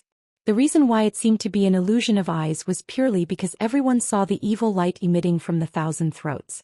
When everyone saw it clearly, the ladies were the first to break down. Korea, Gianna, Elugia, and the other queens all looked like they were about to vomit. Even though Duque had secretly prepared them in advance, even though they had all seen Thun's face before, they were still quite disgusted. If they were swallowed by that horrifying big mouth, there would be no bones left. If they were bitten by that small mouth, they would probably not be spared. This kind of horror at such close proximity was not something that could be endured by those who had great courage. Fortunately, one look at its translucent head and they knew that it was unknown whether the Titan's cage was still in effect or for some other reason, but Yaxaron did not seem to have truly descended into the modern world. "Be careful," Tareem suddenly shouted. A huge tentacle appeared. Rather than saying that it broke through the ground, it was more accurate to say that it broke through space. Even though Duque had given the order early in the morning because the enemy's situation was unclear, the Alliance's heroes were spread out to avoid being wiped out all at once. However, this tentacle still managed to trap a certain someone. "Ah, help, the tail is going to break." It broke. Yes, it was his hoof that got hit. As soon as the gigantic tentacle appeared, it curled towards the hoof. However, Imriel's reaction was not slow. He raised his shield and sidestepped the attack. Who knew that even though she was fast, the tentacles would react even faster. As soon as they rushed forward, they whipped back. They couldn't hit the hoof's legs, but they managed to pull the hoof's tail. He was then pulled into the air like a flag being waved by a flag bearer, swaying back and forth in the air. Holy shield. It's not working. The hoof tried to activate his invincibility, but it was unknown whether he was distracted or brainwashed, but he failed to activate his invincibility. Duque bared his teeth and looked at the hoof that was being swung around. Although he wanted to say that the magical girl and tentacles were a perfect match, and the magic hoof was not bad either, Duque still shouted, "Coralon." At first, Duque did not intend to let the 4 guardians of Alcafon's treasury attack. Although the hall on the Stairway of Madness was not small, the space was still limited. If 8 10-story tall giants were all squeezed together, the Alliance's heroes would not even need to fight. Just avoiding them would be difficult. Compared to Alcafon and the others, Tareem and the other guardians of the same size were stronger. However, Tareem and the others' brainwaves had all been successfully decrypted, and rushing forward would be suicide. With no other choice, Duque still used Alcafon and the others as meat shields for the time being. As soon as Flame Guardian Coralon heard Duque's call, he smashed over with a bursting fireball, directly turning this 3-story tall writhing tentacle into a torch. Storm Guardian Amalon was the second to arrive. Being in charge of the wind element, he had speed that the other giant guardians did not have. Watching a 10-story giant turn into a gust of wind and rush over in an instant, using his palm as a knife to chop off the tentacle with one hand, the shock was indescribable. The hoof was saved. She covered her tail with tears in the corner of her eyes. It was said that a kitten hanging upside down with its tail would easily poop. He did not know if Delaney's hoof would have this reaction when her tail was pulled too hard. Duque did not have time to care about this, because Yaxaron's vicious move was coming again. Dozens of giant tentacles rose from the illusion. They did not actively attack any of the Alliance's powerhouses, but their auxiliary attacks were more disgusting than direct attacks. Black Plague. The plague came to its victims without a sound or warning. Take Gavin Rad for example. Right now this guy felt that he was better off dead than alive. His entire life was gloomy. That terrible feeling was like being infected with syphilis or AIDS. Plus his penis was rotting and shortening by 1 centimeter every day. What was even more disgusting was that his whole body was emitting a glow like that of a dog, causing the people around him to stay away from him. I need treatment. Gavin Rad said bitterly. Normal dispelling spells could not save him.